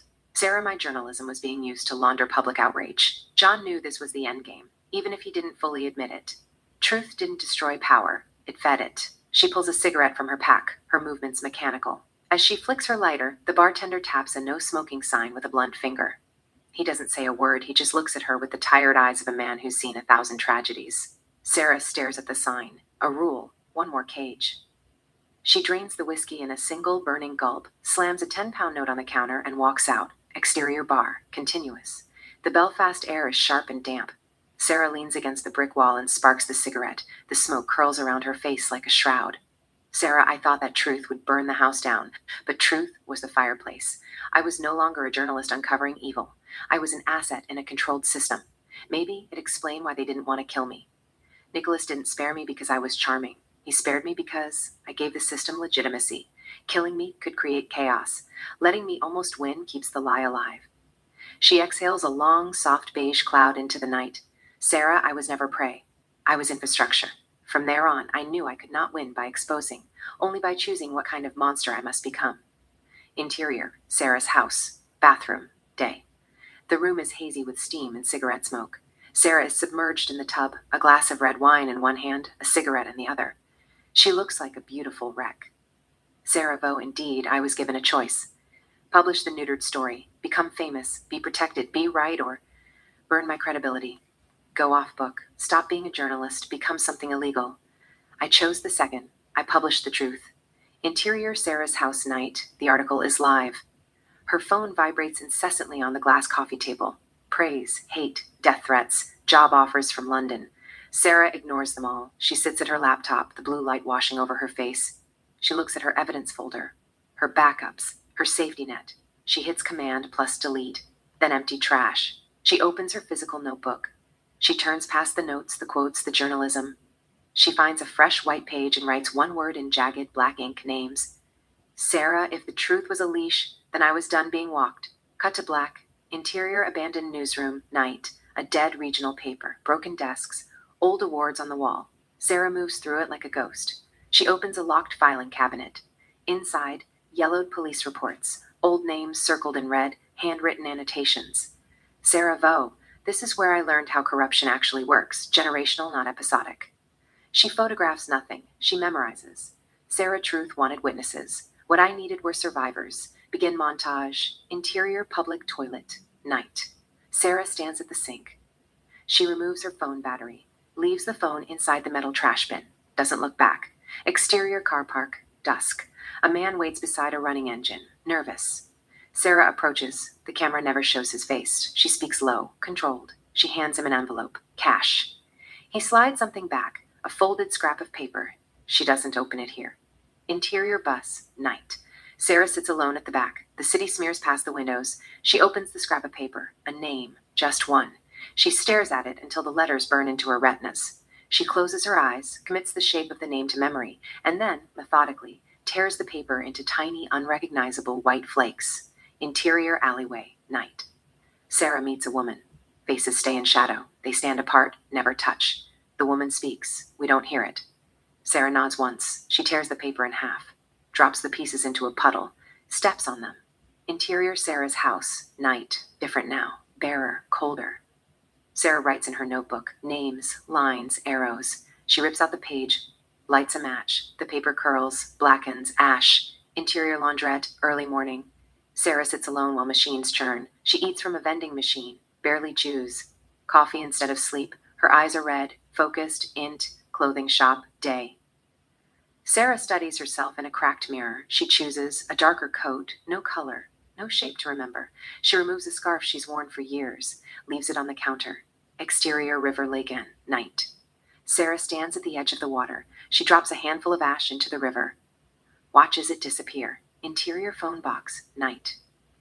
Sarah dials a number from memory, waits, hangs up without speaking. Interior Sarah's apartment, night. She sits on the edge of the bed, fully dressed, lights off, awake.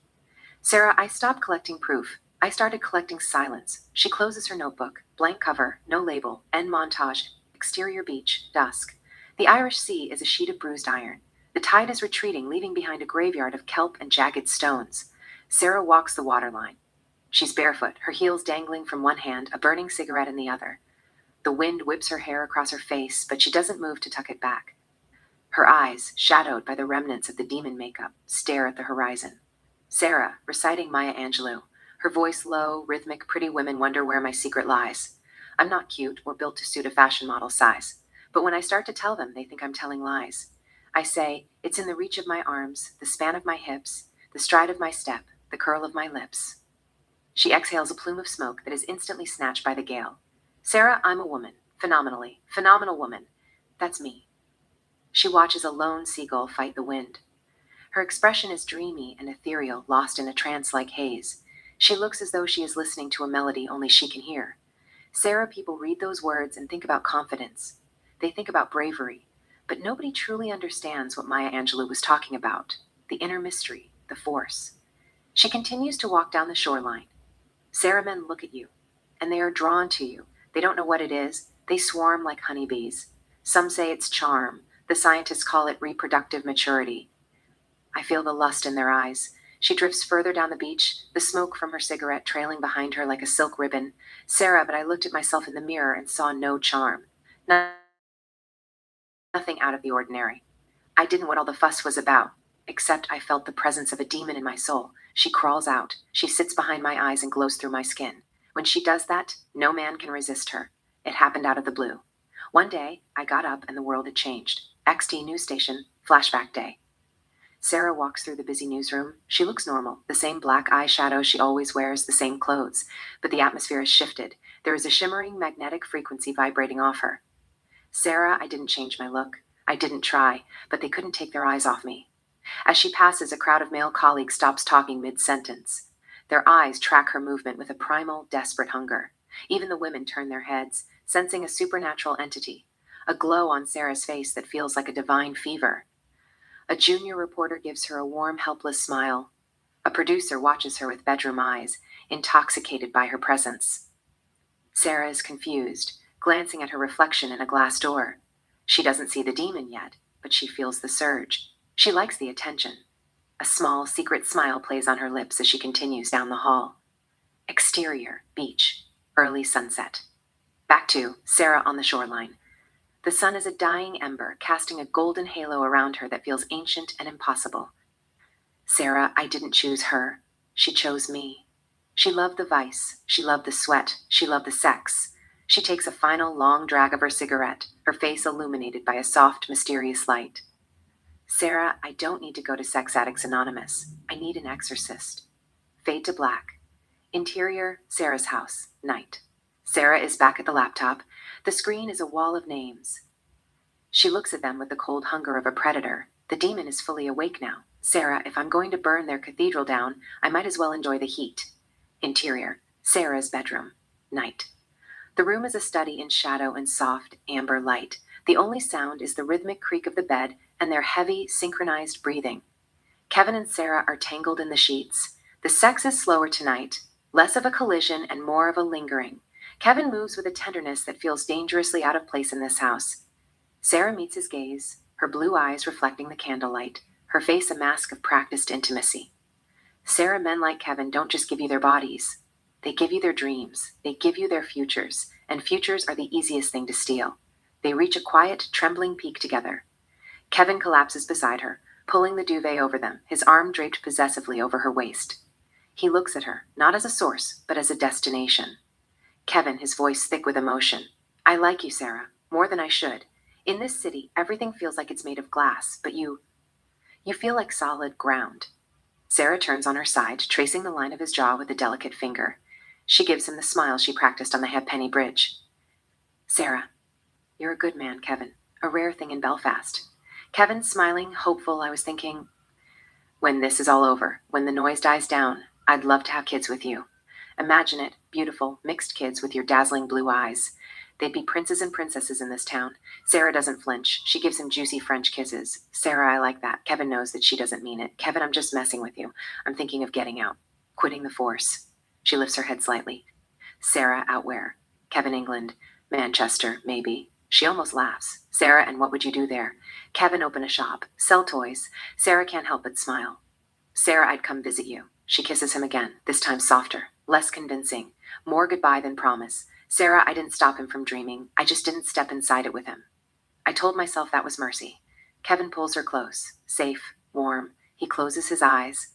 Sarah stays awake. She reaches across him to the nightstand, careful not to wake him.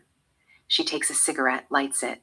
The flame briefly illuminates her face, focused, unreadable, alone.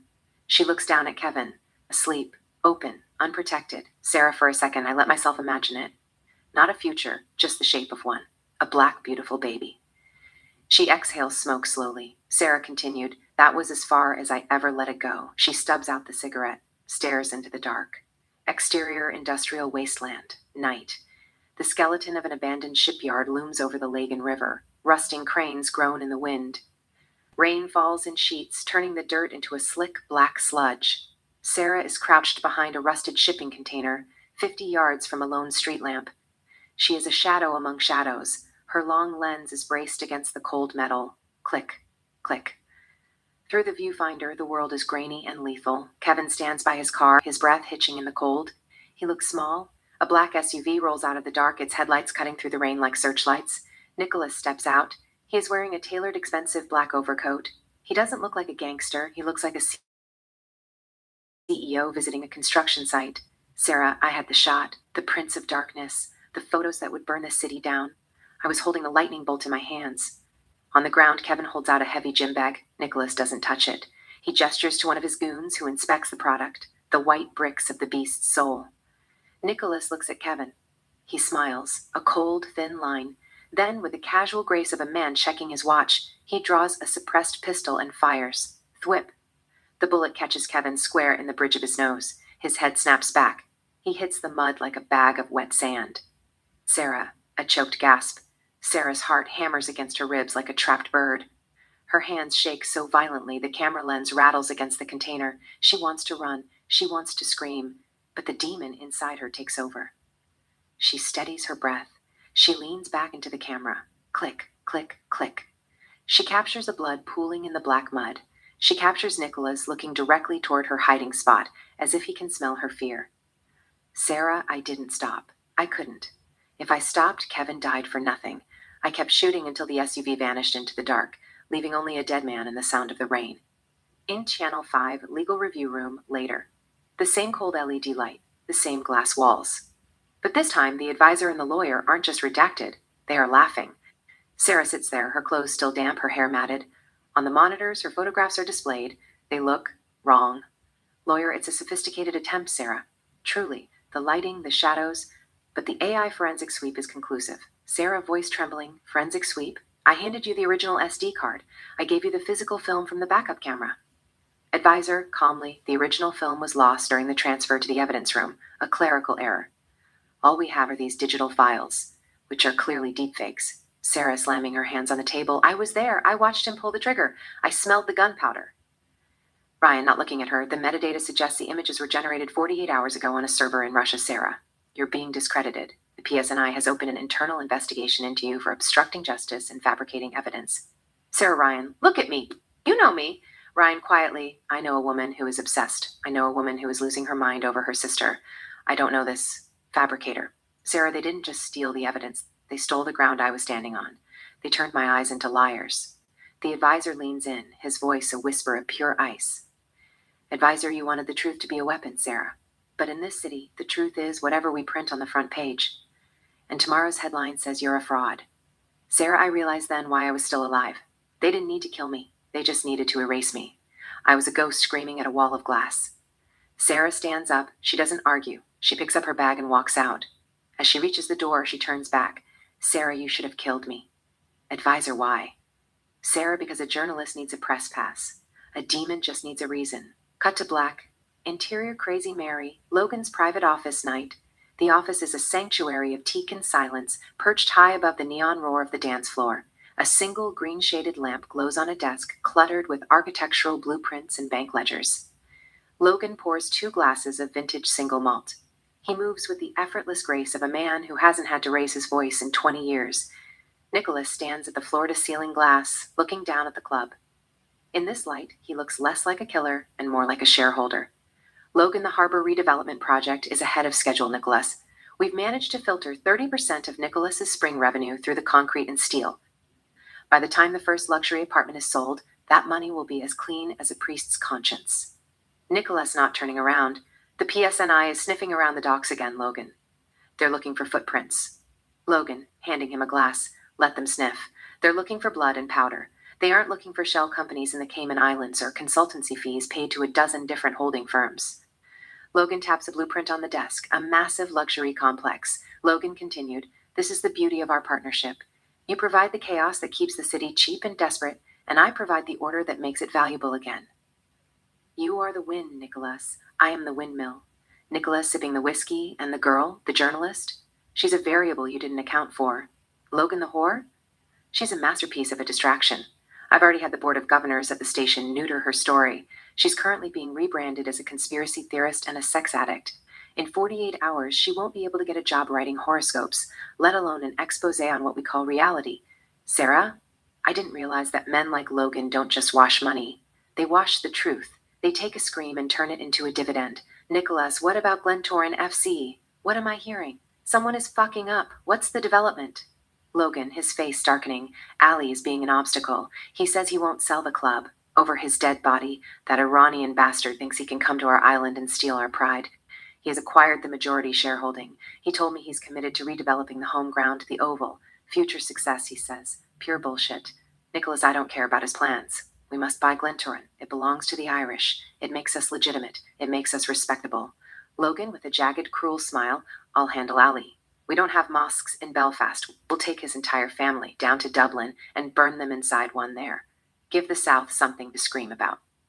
Logan walks over to a safe, opens it, and pulls out a stack of pristine, sequentially numbered deeds. He slides them toward Nicholas. Logan continued, Betty's Tea, True Petroleum, Declan Foods, the redevelopment sites. They're all yours legally. I'm just the gardener. But remember, Nicholas, if the gardener gets arrested, the garden dies. Keep your muscle in the tenements where they belong. Nicholas, a dark, thin smile, Belfast is a small garden, Logan. I think it's time we expanded the fence. But for that, I need Glentoran. And I need the whore under control. Logan, consider it done. I have everything under control. The camera lingers on their reflections in the glass as their voices fade into the club's baseline. Sarah Nicholas was the fire. Logan was the oxygen. To kill the flame, I didn't need to fight the heat. I needed to choke the air. But Logan was just one tank. Nicholas had hundreds of them. He was smuggling death through the very things that kept the city running: bread, oil, and tea. Interior Betty's Tea Warehouse. Night. The air is a heavy, cloying fog of bergamot, too sweet, masking the sharper scents of wet cardboard and cold, damp concrete. High-pressure sodium lights buzz overhead, bathing the towers of wooden pallets in a sickly, jaundiced yellow. Thousands of boxes branded Betty's Tea are stacked 20 feet high. It is a cathedral of domesticity, the most innocent room in Belfast. Thugwan and Liam move with a mechanical, bored efficiency. They aren't looking for tea. They are scanning for a specific red stamp on the bottom of the crates. Thug1 checking a clipboard, batch 402, Larnay route. It cleared customs an hour ago. Liam wiping sweat from his brow. Let's get it done. The boss wants the sweetener on the street by midnight. Sarah Nicholas knew that the best place to hide a sin was inside a tradition. Every grandmother in the North was boiling a pot of his product, never knowing that the same trucks delivering their breakfast tea were carrying the collapse of a generation. The crowbar screeches against wood, a sound like a bone snapping.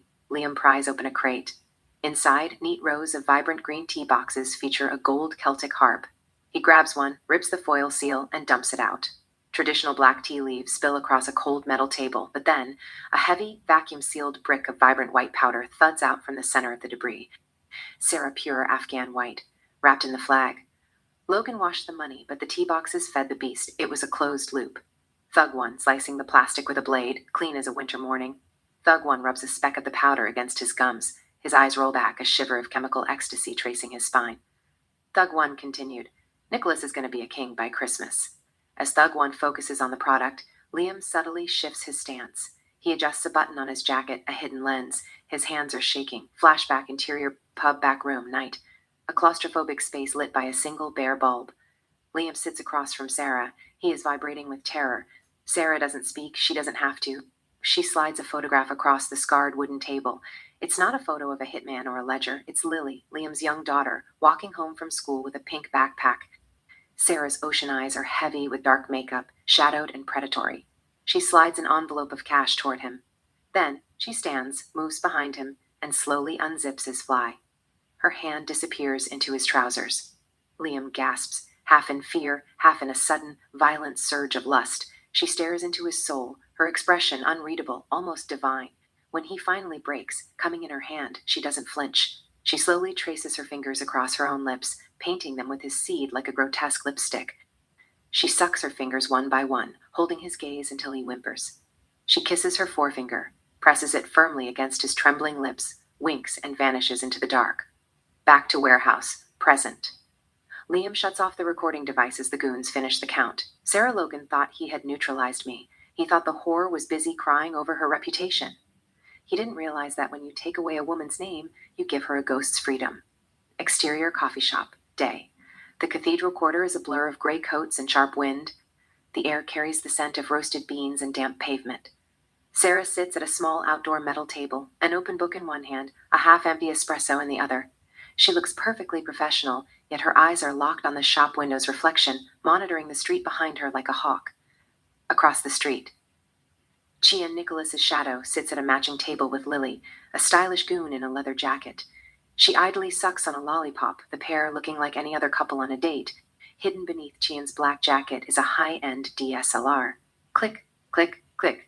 Lily threw the lollipop. You have a crush on her, don't you? Chian doesn't answer. He just offers a thin, predatory smile and keeps his finger on the shutter, capturing Sarah's stillness.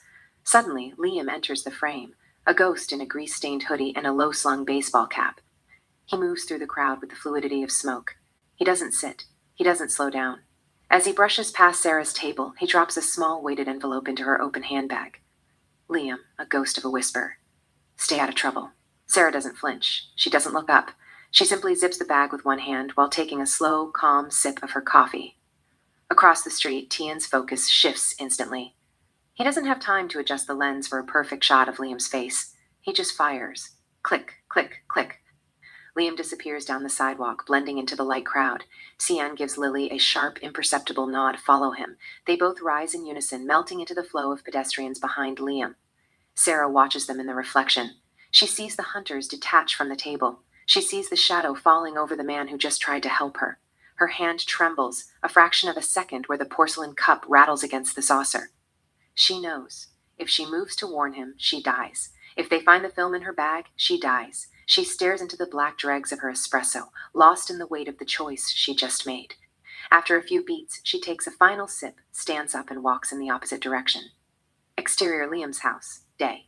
The yellow school bus wheezes to a halt at the corner. Lily, dressed in a neat Catholic school uniform, hops down. She walks the 2 blocks home with a heavy rhythmic trudge. Usually she's a skipper, but today her head is down. She's counting the cracks in the pavement. Sarah, the poor girl, hasn't seen her father in 48 hours. Usually she's a skipper, but today her head is down. She's counting the cracks in the pavement. No morning cereal, no tucked-in blankets, just the cold, empty space where a father should be. Lily reaches the garden path. She looks at the front window, hoping to see the curtain twitch, hoping for a wave. Nothing. Just the reflection of the sad Belfast sky. Interior Liam's house, continuous. The house smells of stale tea and cold air. Lily, Dad? Silence. She wanders into the living room. On the coffee table sits a large gift box, beautifully wrapped in bright paper with a silk ribbon. A card is tucked into the bow. To my beautiful Lily. She smiles, tearing at the paper. Beneath the gift wrap, the box is sealed tight with colorless industrial plaster. Lily runs to the kitchen and returns with the steak knife. She saws through the plaster, her breath coming in excited hitches. She pries the lid open. The scream that tears from her throat is soul-shattering. Resting inside a plastic bag is Liam's severed head, his dead white eyes staring upward at the ceiling. Interior Sarah's house, bedroom, day. The room is silent, drained of color. Sarah sits at her vanity, leaning inches away from the silvered glass. The laptop sits open nearby, the digital file of the warehouse, the footage Liam died for, looping in a small, silent window. She picks up a palette of deep bruised charcoals and midnight blues. With a steady hand, she begins to apply the shadow to the window of her soul. She smudges the edges until her eyes look hollowed out, ancient and lethal. Sarah, I no longer knew who the monster was. Was it Nicholas, or was it the woman staring back at me? She pauses, her brush hovering. She looks at her hands. They are clean, yet she rubs them against her silk robe, as if she can still feel the phantom warmth of Liam's blood. Sarah picks up a dark liner and drags it across her waterline. A sharp, jagged movement. Sarah, every life I touched turned to ash. Liam died because I reached out and touched him. His daughter would have to live the rest of her life with the sight of her father's severed head and empty eyes. Interior Channel 5 newsroom. Night. The newsroom is half dark, a glass aquarium lit by monitors and exit signs. Most desks are empty. Rain streaks the windows. Sarah sits at her workstation in the glow of 2 screens. No lingerie, just a loose shirt, short jeans. A half-eaten sandwich and 3 coffee cups flank her keyboard. On screen, a spreadsheet of shell companies and transaction IDs beside a map of Belfast, dotted with tiny digital pins. A cursor blinks over the name. Betty's Tea Imports Limited. Sarah's eyes are sharp, focused. She toggles between tabs: company registry, charity commission, property sales database. No flirting, no smile, just the click, click, click of a hunter using search filters instead of her skin. Insert computer screen. She types into a search field. Director, Logan Murray. The registry coughs up a list of entities. Betty's Tea Imports Limited, Peacefront Developments, NE, Glentoran Heritage Foundation Charity, all with some variation on the same three directors. Sarah leans closer. Sarah mutters, "There you are, you smug bastards." She hits print on a company tree diagram and a series of documents: land transfers, charity returns, a loan guarantee. The printer at the far end of the office whirs to life. Across the room, Rita, senior anchor, in a trench coat and heels, appears at the doorway with her bag over her shoulder. She stops, seeing Sarah still at her desk.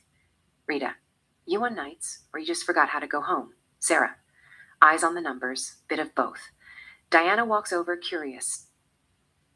On Sarah's screen, a flow diagram she sketched in a crude graphics program. Betty's Tea, Peacefront Developments, Luxury Flats, Glentoran Heritage Foundation. Each arrow annotated with loan, donation, consultancy fee. Rita frowns. That's some bedtime story. Sarah, tea company with no tea shipments for 6 months, but their accounts say they're doing God's work funding inner city youth football. She clicks to another tab, Port Authority Manifests. Sarah continued. Meanwhile, every time a certain freighter docks, there's a mystery miscellaneous goods container cleared in record time. Same customs officer, same broker. Guess who sits on the board of that charity? She taps Logan's name on the diagram. Rita, let me guess. He also rescues puppies on weekends. Sarah smirks, but her eyes stay on the data. Sarah, they're laundering product through property. Drugs go in as missed goods, cash comes out as regeneration, then gets washed again as youth outreach through Glentoran. She pulls a post-IT from the edge of the monitor with a handwritten list of dates. Sarah continued. I matched the container arrivals to their donation spikes. It sings in harmony. The printer spits out pages. Sarah gets up, crosses the floor, and gathers the stack. Registry excerpts, port manifests, charity returns, her hand-drawn map.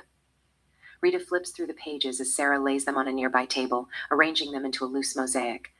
Rita, no strip clubs, no undercover lingerie, just company's house and port logs.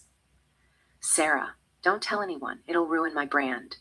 She picks up a red pen, circles a figure on the charity account. Sarah continued. Here, anonymous donor? Same month as a seizure they never put on air, because the PSNI lost the press release.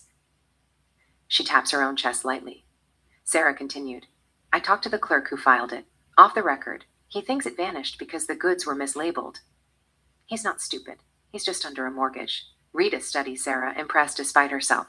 Rita, you could file this tomorrow. Straight story. No blood, no bedrooms. Just numbers and nerve. Sarah's jaw tightens. Sarah. Ryan will spike it if it's just spreadsheets. He'll say it's too dry. We're in the business of horror, not homework. Rita, so give it teeth. Sarah looks back at the screen, at the clean, cold logic of the connections.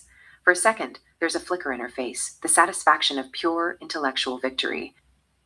She's outsmarted them, on paper alone. She leans in, types a new email. To Rita. Subject, in case I get hit by a bus. She attaches the diagram and key docs. Rita watches. Rita, what's this? Sarah, backup plan. If they kill the pretty version, you'll still have the ugly one.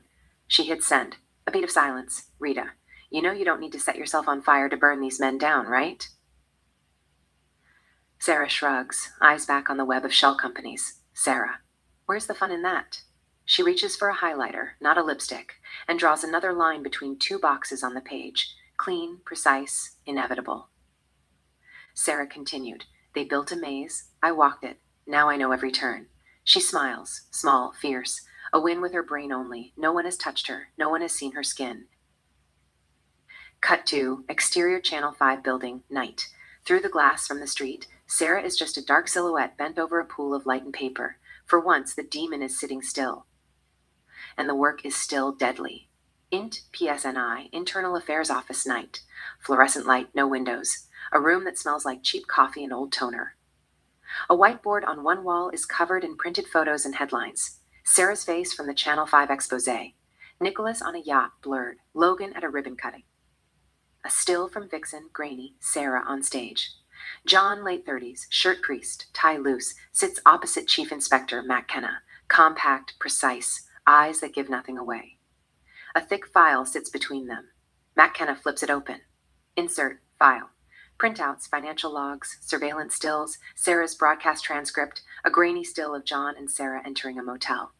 Back to scene. Matt Kenna takes off his glasses, rubs the bridge of his nose. Matt Kenna. You look tired, John. John. I'm running an 18-month covert on a man who moves more product than Tesco. Forgive the lack of beauty sleep. Matt Kenna slides a photo across the desk. It's Sarah and John on a street at night, too close. Her hand is on his chest, his head dipped toward hers. Matt Kenna, 18-month covert. Beat. How much of that was horizontal? John doesn't flinch, but something tightens in his jaw. John. She was a contact. Matt Kenna. She was a journalist who just accused half the city of dancing with the devil on primetime. Beat. And now we have you on tape dancing with her. John leans back, masking anger as boredom. John, what do you want me to say? Matt Kenna. I want you to say, no, sir, I didn't fuck the key witness in an active organized crime investigation. He holds John's gaze. Matt Kenna continued, because if you did, this file stops being an intel review and starts being career suicide. For you and for me. John says nothing. Matt Kenna taps the file. Matt Kenna continued, we've got her on stage at Vixen. We've got her in Logan's orbit. We've got her little monologue about Nicholas in the harbor. We've got your name popping up on her call logs like acne. Pause. What we don't have is ice. John's eyes flick to the Nicholas headline. John. Ice is Nicholas. Matt Kenna smiles, thin. Matt Kenna. In your head, maybe. On paper, he's a philanthropist with a yacht and a soft spot for football. On our books, he's a person of interest. That's it. He leans forward. Matt Kenna continued. Let me be very clear. Nicholas is off the table. John, off the... Matt Kenna. Off the table. Soft. You want to keep your badge? You stick to Tommy Bulldog, mid-level trash, and their guns and their overdoses. Things the public understand. John laughs once, humorless. John. So we just let him keep shipping poison in tea crates because he bought a football club? Matt Kenna's expression doesn't change. Matt Kenna. We let politics do what politics does. Our job is to give them statistics they can read on air without joking. He flips to another photo, a screenshot of Sarah's broadcast, her eyes blazing, the word ice on the lower third. Matt Kenna continued. This is a problem. She named a ghost we can't officially see, and she did it with your fingerprints all over her notes. John, she did good work. Matt Kenna snorts. Matt Kenna, she did noisy work. There's a difference. Noisy work makes my phone ring. Beat. Do you know how many calls I've had today from the board? From the department? They're not asking how to help her. They're asking why one of my detectives turned her into an improvised explosive device. John's composure cracks for a second. John. I used her to get close. She used me to get on air. That was the arrangement. Matt Kenna. And the sex? Silence. Matt Kenna continued. Was that part of the arrangement too? A muscle jumps in John's cheek. John, that's between consenting adults. Matt Kenna studies him then, almost gently. Matt Kenna, no. It's between you and internal discipline if I decide you've compromised our operation. He lets that hang. Matt Kenna continued. Here's the reality, John. We can't touch Nicholas. Not yet. Not like this. If we move too early and miss, he turns this place into a circus. Politicians, lawyers, civil rights groups, the whole carnival. He tapped Sarah's photo again. Matt Kenna continued. What we can do is let them turn her into the clown. John, what does that mean? Matt Kenna shrugs, a small, cold movement. Matt Kenna, the board will discredit her. Sex addict, unstable, conflict of interest. Whore with a vendetta. Their words, not mine. John flinches at the word. Matt Kenna continued. You know how it works. Discredit the mouthpiece, the message dies in the mud. We stay clean. The case stays alive. John, you're going to let them bury her. Matt Kenna, I'm going to let them do what they were always going to do, with or without you. Beat. Your job now is simple. You distance yourself publicly. You write a clean report.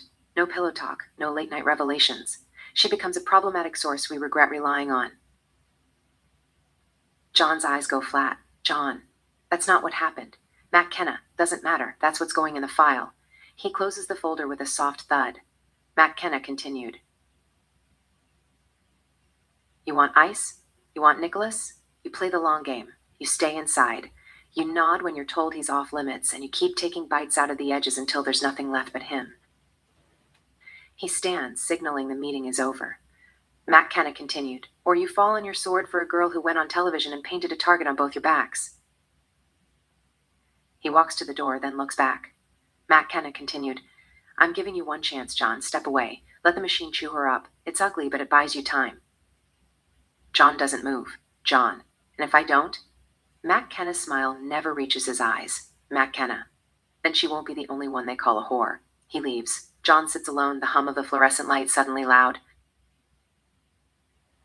He looks at the whiteboard. Nicholas, Logan, Sarah's face. The machine has spoken. He's still inside it.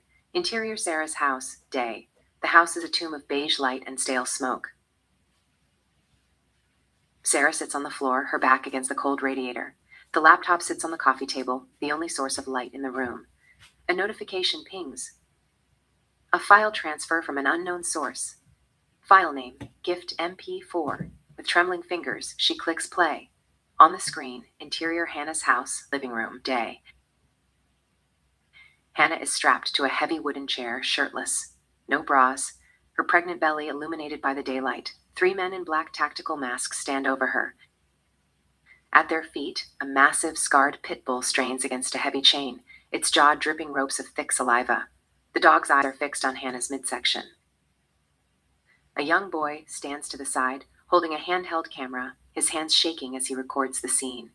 Vaughn steps into the light. He produces a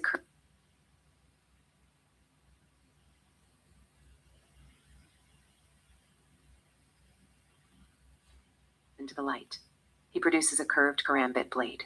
The steel is surgical, gleaming. Vaughn leaning into the lens.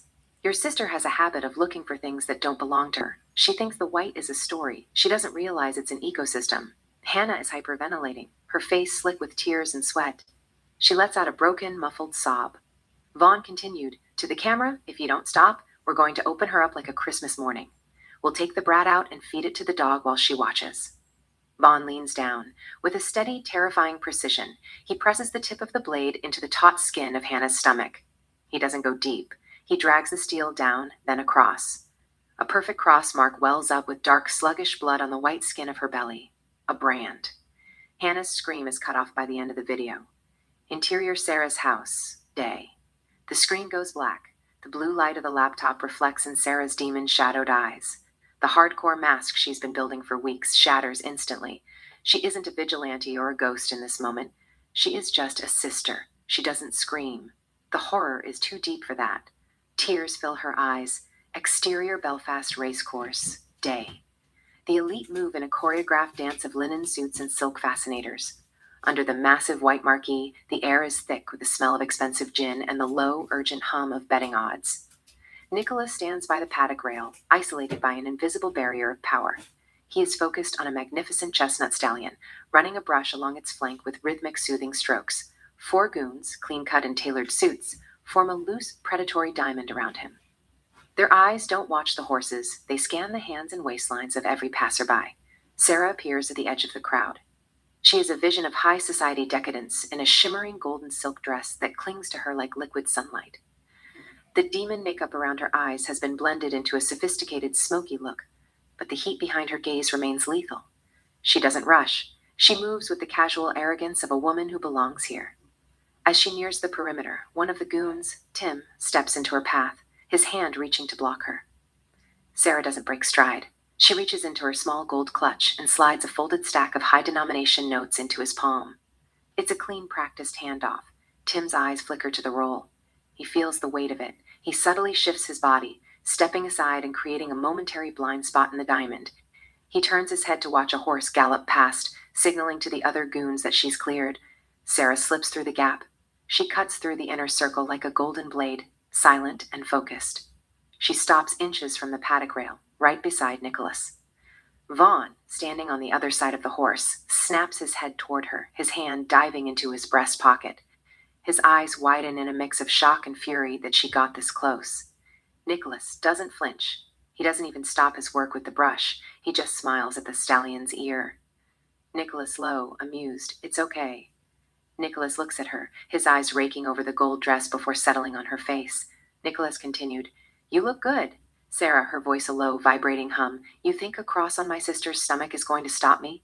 Nicholas strokes the horse's neck, his touch mockingly gentle. Nicholas, I don't know what you're talking about. Sarah, you're a hooligan, a parasite feeding on the marrow of this city.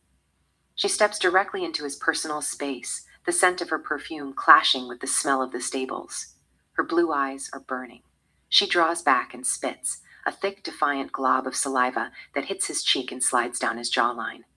The crowd nearby freezes. The silence is sudden and absolute. Vaughn lunges across the rail, but Nicholas raises a single hand, his eyes locked on Sarah's. He isn't angry.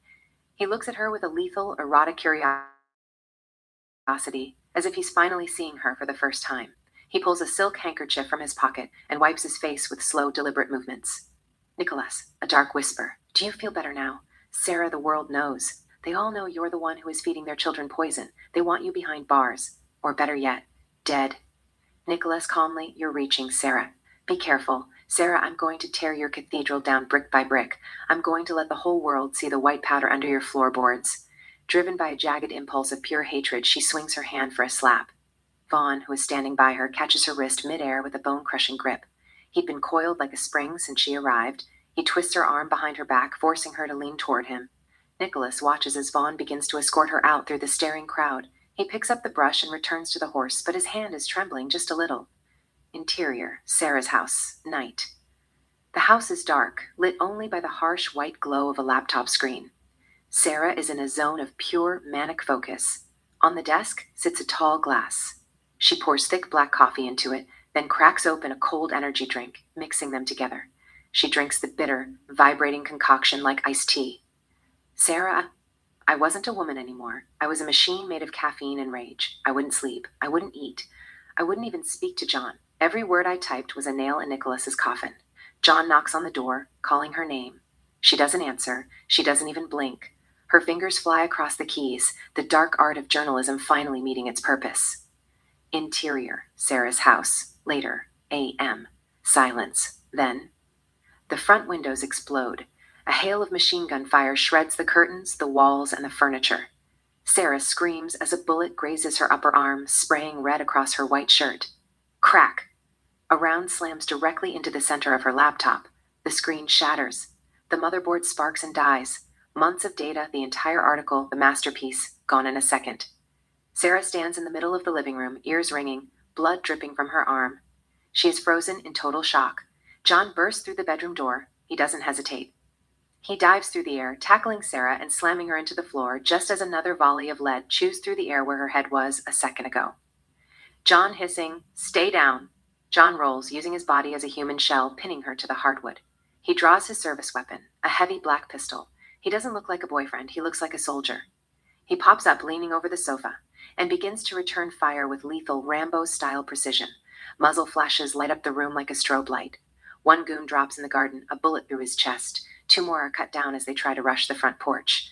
The fourth catches a round in the throat and collapses against the doorframe. The remaining three goons see the carnage and realize they've walked into a buzzsaw. They scramble back to a black SUV, tires screeching as they peel away into the night. Exterior, Sarah's house. Moments later, blue and red lights reflect off the shattered glass on the driveway. The PSNI are swarming the area. John walks out of the house, his shirt stained with Sarah's blood. A uniformed officer approaches with a clipboard. John doesn't say a word. He flashes his undercover badge with the look of pure murder in his eyes. The officer steps back. John scoops Sarah up and puts her into his car. He drives like a madman, weaving through the Belfast streets, ignoring red lights. Int, hospital, morning. The clinical smell of antiseptic. Sarah sits on a gurney, her arm wrapped in heavy white gauze. Sarah, it was a flesh wound, a few stitches, a bit of scarring. She looks at her hands. They are stained with coffee and blood. Sarah, they didn't just try to kill me. They killed the story. My laptop was a carcass. Every word, every photo, every confession was buried in that hardware. John stands in the doorway, watching her. He looks exhausted, but his eyes are fixed on her with an intensity that matches her own. Sarah, Nicholas thought he could delete me. He thought he could silence the dark soul with lead. He forgot one thing about people like me. She looks up at John.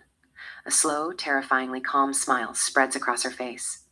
Sarah, when you take everything away from a girl with a notebook, you don't make her stop. You make her dangerous. Interior John's apartment. Night. The air is static. Sarah stands in a torn shirt, a makeshift bandage around her bicep where the bullet grazed her. The red stain is fresh, but her grip on the service revolver is steady. She looks at John with eyes that have already seen the other side. Sarah, barrel pressed to her temple. I'm finally awake, John. Tell me the truth. No more bullshit. You guys have enough evidence. Why can't you arrest him? John, sweating, voice low. It's complicated, Sarah.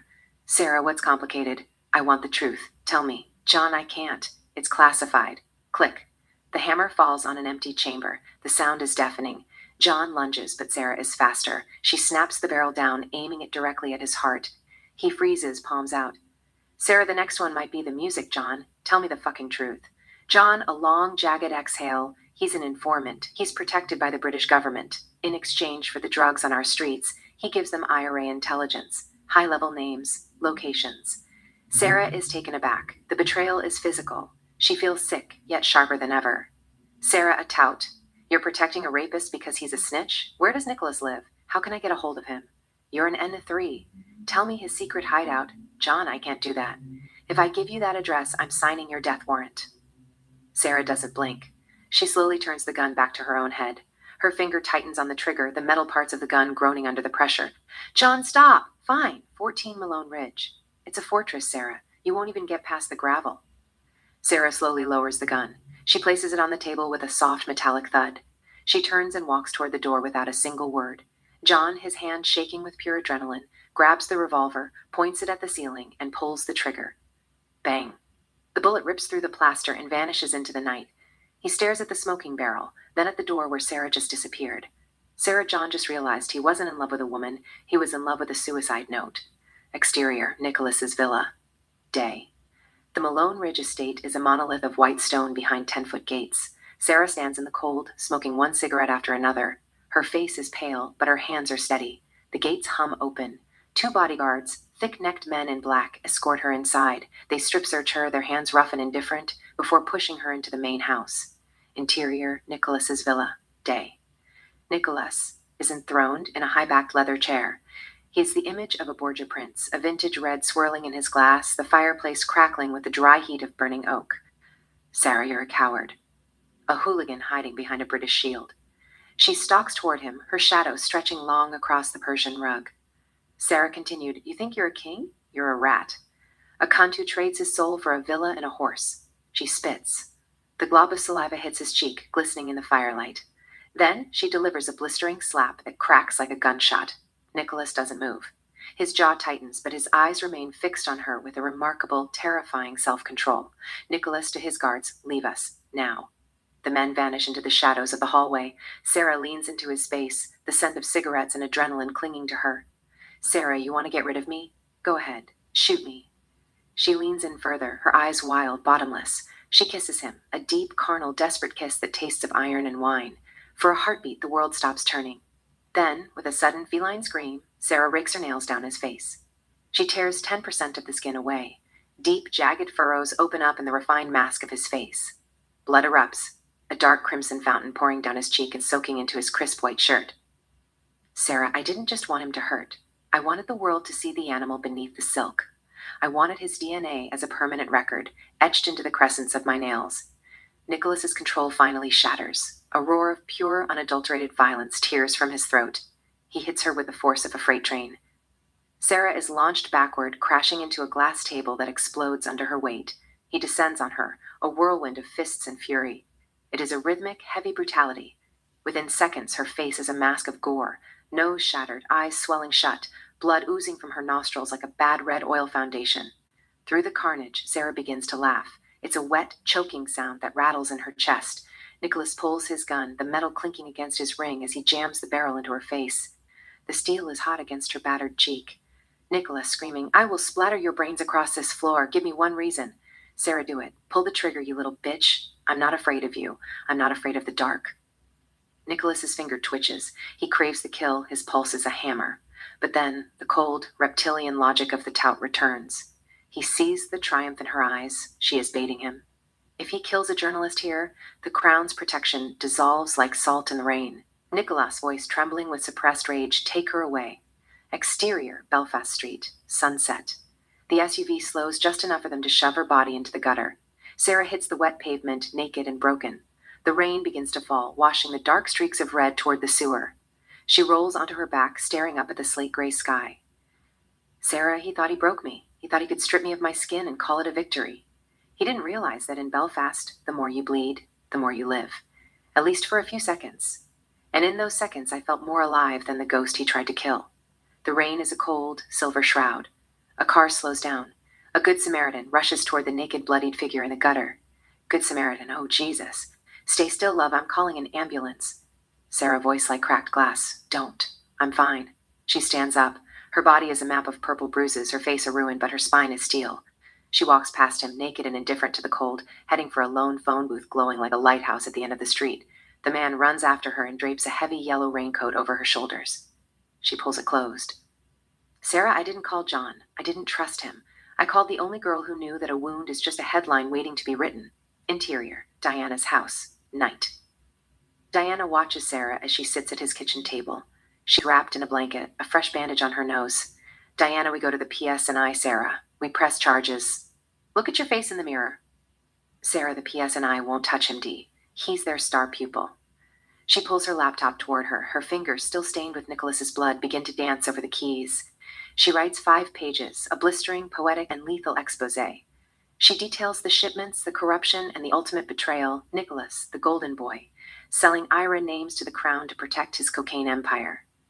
Exterior, Belfast streets. Day. The Belfast Telegraph hits the stands. The headline screams the state's ghost, ICE, the IRA, and the British handshake.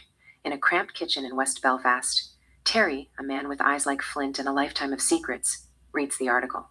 He doesn't get angry. He gets quiet. He picks up a burner phone and dials a single number. Terry, into phone, the tout at Malone Ridge, clear the street. Exterior, country road, day. Nicolas sits in the back of his black limousine, looking at his phone. He looks tired, the scratches on his face covered with expensive concealer. He's heading to the farmhouse to see his horses. Suddenly, 2 white vans lurch out from a side road, blocking the path. 5 men in ski masks leap out. They don't shout. They don't hesitate. They open fire. 5 machine guns tear the limousine into a colander of steel and glass. Nicholas and the driver are dead before the first window shatters. The gunmen vanish back into the vans. The road returns to silence, save for the ticking of a cooling engine. Int, St. Michael's Hospital. Hallway, day. The hallway is a tunnel of sterile white and fluorescent humming. Sarah walks with a heavy, rhythmic stride that feels out of place in House of Healing. She is dressed in black, a sharp contrast to the pastel walls. In her arms, she carries a large, soft teddy bear, the kind of gift a good girl would buy. The scent of antiseptic and new life is thick. Sarah stops at a door, takes a steadying breath, and pushes it open. Interior, birth room, day. The room is bathed in the soft, milky light of a Belfast afternoon. The chaos of the world, the yacht, the drugs, the knives, feels 1,000 miles away. Hannah is propped up in the bed. She looks exhausted, her skin translucent, but there is a terrifying peace in her expression. She is breastfeeding the newborn, her movements gentle and instinctive. Sarah enters quietly. She sets the teddy bear on a plastic chair. Sarah voice a low whisper, "Hey, little sister." Hannah looks up. A faint, tired smile touches her lips. "Hannah, he's here, Sarah." He finally came. Sarah approaches the bed, looking down at the small pink face of the infant. The child is beautiful, carrying the same features that once made his father a prom king. Hannah continued, "I've decided on a name." Sarah stiffens slightly, sensing what is coming. Hannah continued, "His name is Zach." A heavy silence follows. The name hangs in the air like a ghost. Sarah looks at the baby, then at the bruised, hopeful eyes of her sister. She realizes that for Hannah, this isn't a reminder of a tragedy. It's a resurrection. Sarah softly, reaching out to touch the baby's hand, "Zach." It's a beautiful name, Han. Sarah sits on the edge of the bed, her arm draped around Hannah. The newborn, Zach, sleeps peacefully in the crook of his mother's arm. The sterile hospital room feels, for a moment, like a sanctuary. Hannah, he looks just like his father. Sarah, carbon copy. Sarah, the baby is beautiful, just like his father. It's a terrifying thing, beauty. It destroys the heart, but it heals the soul. It's the medicine and the poison all at once. Sarah reaches out, her finger tracing the infant's tiny, perfect hand. Sarah, a part of me wanted to scream. I wanted to tell her that you can't name a child after a house fire and expect him not to burn. but I looked at her face and I saw the only light she had left. Hannah leans her head on Sarah's shoulder, closing her eyes. She looks younger, as if the birth has washed away the grime of the tenement. Sarah, some people are addicts for the needle. My sister? She's an addict for the hope. And who am I to take the fix away? Next, St. Michael's Hospital, moments later. Sarah walks out of the hospital doors and onto the street. She stops, lights a cigarette, takes a cool drag, and breathes out the smoke. Exterior Irish countryside, day. A lone black car cuts through the emerald landscape like a jagged ink stroke. The road is a winding ribbon of black and beige, flanked by ancient stone walls and rolling hills that bleed into a misty, ethereal horizon. This isn't the industrial, jagged skeleton of Belfast. This is the soft, weeping beauty of the South. Crystal rivers snake through the valleys and birds fly free and alive, soaring over the fields. Sarah is heading home. Interior car, day. Sarah is at the wheel. The Parisian makeup isn't gone. She still sports those heavy, seductive, smoky eyes, shadows of the life she just left. It's clear she didn't pack or decompress. She simply stepped off the yacht, got in her car, and drove. On the stereo, the haunting opening chords of Sinead O'Connor's Nothing Compares to You fill the cabin, vibrating through the leather seats. Sarah isn't just listening, she's submerged in it. She sings along, her voice a low, raspy harmony to Sinead's iconic pained wail. Sarah singing, "It's been 7 hours and 15 days since you took your love away." As the song builds toward its crescendo, Sarah's grip on the steering wheel tightens until her knuckles turn white. The lyrics hit the bruises, the ones on her wrists from the cuffs, the ones on her soul from Nicholas, and the fresh, bleeding wound left by the ghost of Zach. For these few miles, she isn't a journalist, a spy, or a blade. She's just a girl on a long road, trying to outrun the smoke of the North. She reaches for a cigarette, her fingers fumbling for the familiar comfort of a slow burn. She looks at it for a second, then changes her mind. She flicks the unlit cigarette out the window and continues to sing, her voice growing louder, more desperate. "Sarah, I missed home. I just wanted to sit at a corner table in Temple Bar, feel the wood under my palms, and drink a Guinness. I didn't know what I was doing. I just got in my car and drove away." Interior Sarah's mother's house, Dublin, day. The atmosphere is warm, smelling of cinnamon and laundry. Sarah's mother stands in the kitchen with her husband, a tall, kind-eyed African man. Sarah sits on the rug. She is playing with her 10-month-old half-brother. The baby laughs, grabbing at Sarah's finger. Her face is mostly healed, though a thin, faint scar remains on her nose, a permanent souvenir of the North. Sarah, my mother, found her peace in a new life, a new color, a new soul. I looked at my brother and realized the dark art didn't have to be the only thing we passed down. Exterior, Temple Bar, night. A neon-soaked blur of cobblestones and laughter. The heart of Dublin is alive, pulsing with the sound of fiddles and the clinking of glasses. It is the city of saints, but under the streetlights, it feels like a sanctuary for the weary. Interior, the Palace Bar, night. The air is thick with the scent of roasted malt and mahogany. Sarah sits at the bar, a solitary figure of lethal elegance. Her smoky eye makeup is still there, but softened by the amber light. She watches the settle of a fresh Guinness, the black and white divide in the glass mirroring her own life. Out of nowhere, a shadow falls over her. John stands next to her. He looks cool, his jacket a bit rumpled from the road, his eyes weary but sharp. He looks like a man who has finally stopped running. "John, I heard you were back in the City of Saints. I decided to drop by." Sarah doesn't turn immediately. She takes a slow sip of the stout, a small, knowing smile tugging at the corner of her mouth. She looks at him through the mirror behind the bar. "Sarah, hi!" John leans in, his voice dropping into a low, romantic register that cuts through the bar's hum. He gets closer, his breath warm against her cheek, his eyes locked on her lips. "John, I spent my whole life looking for a reason to quit the force, Sarah. I thought I needed a pension. I thought I needed a badge to tell me who I was." He moves inches away, his hand hovering near her waist. John continued, "It turns out, I just needed to see a girl whose mere presence acts as the percussion section of my soul. You're the only truth I have left." Sarah beams. It isn't the seductive, dangerous smile of the yacht or vixen. It is a sweet, genuine smile that reaches her ocean eyes for the first time in the film. The mask is completely gone. "Sarah, I missed you too." She turns in her stool, hooks her hand behind his neck and pulls him in. They kiss, a deep, slow French kiss that tastes of whiskey and home. The world around them fades into a golden blur. Sarah evolution is a funny thing.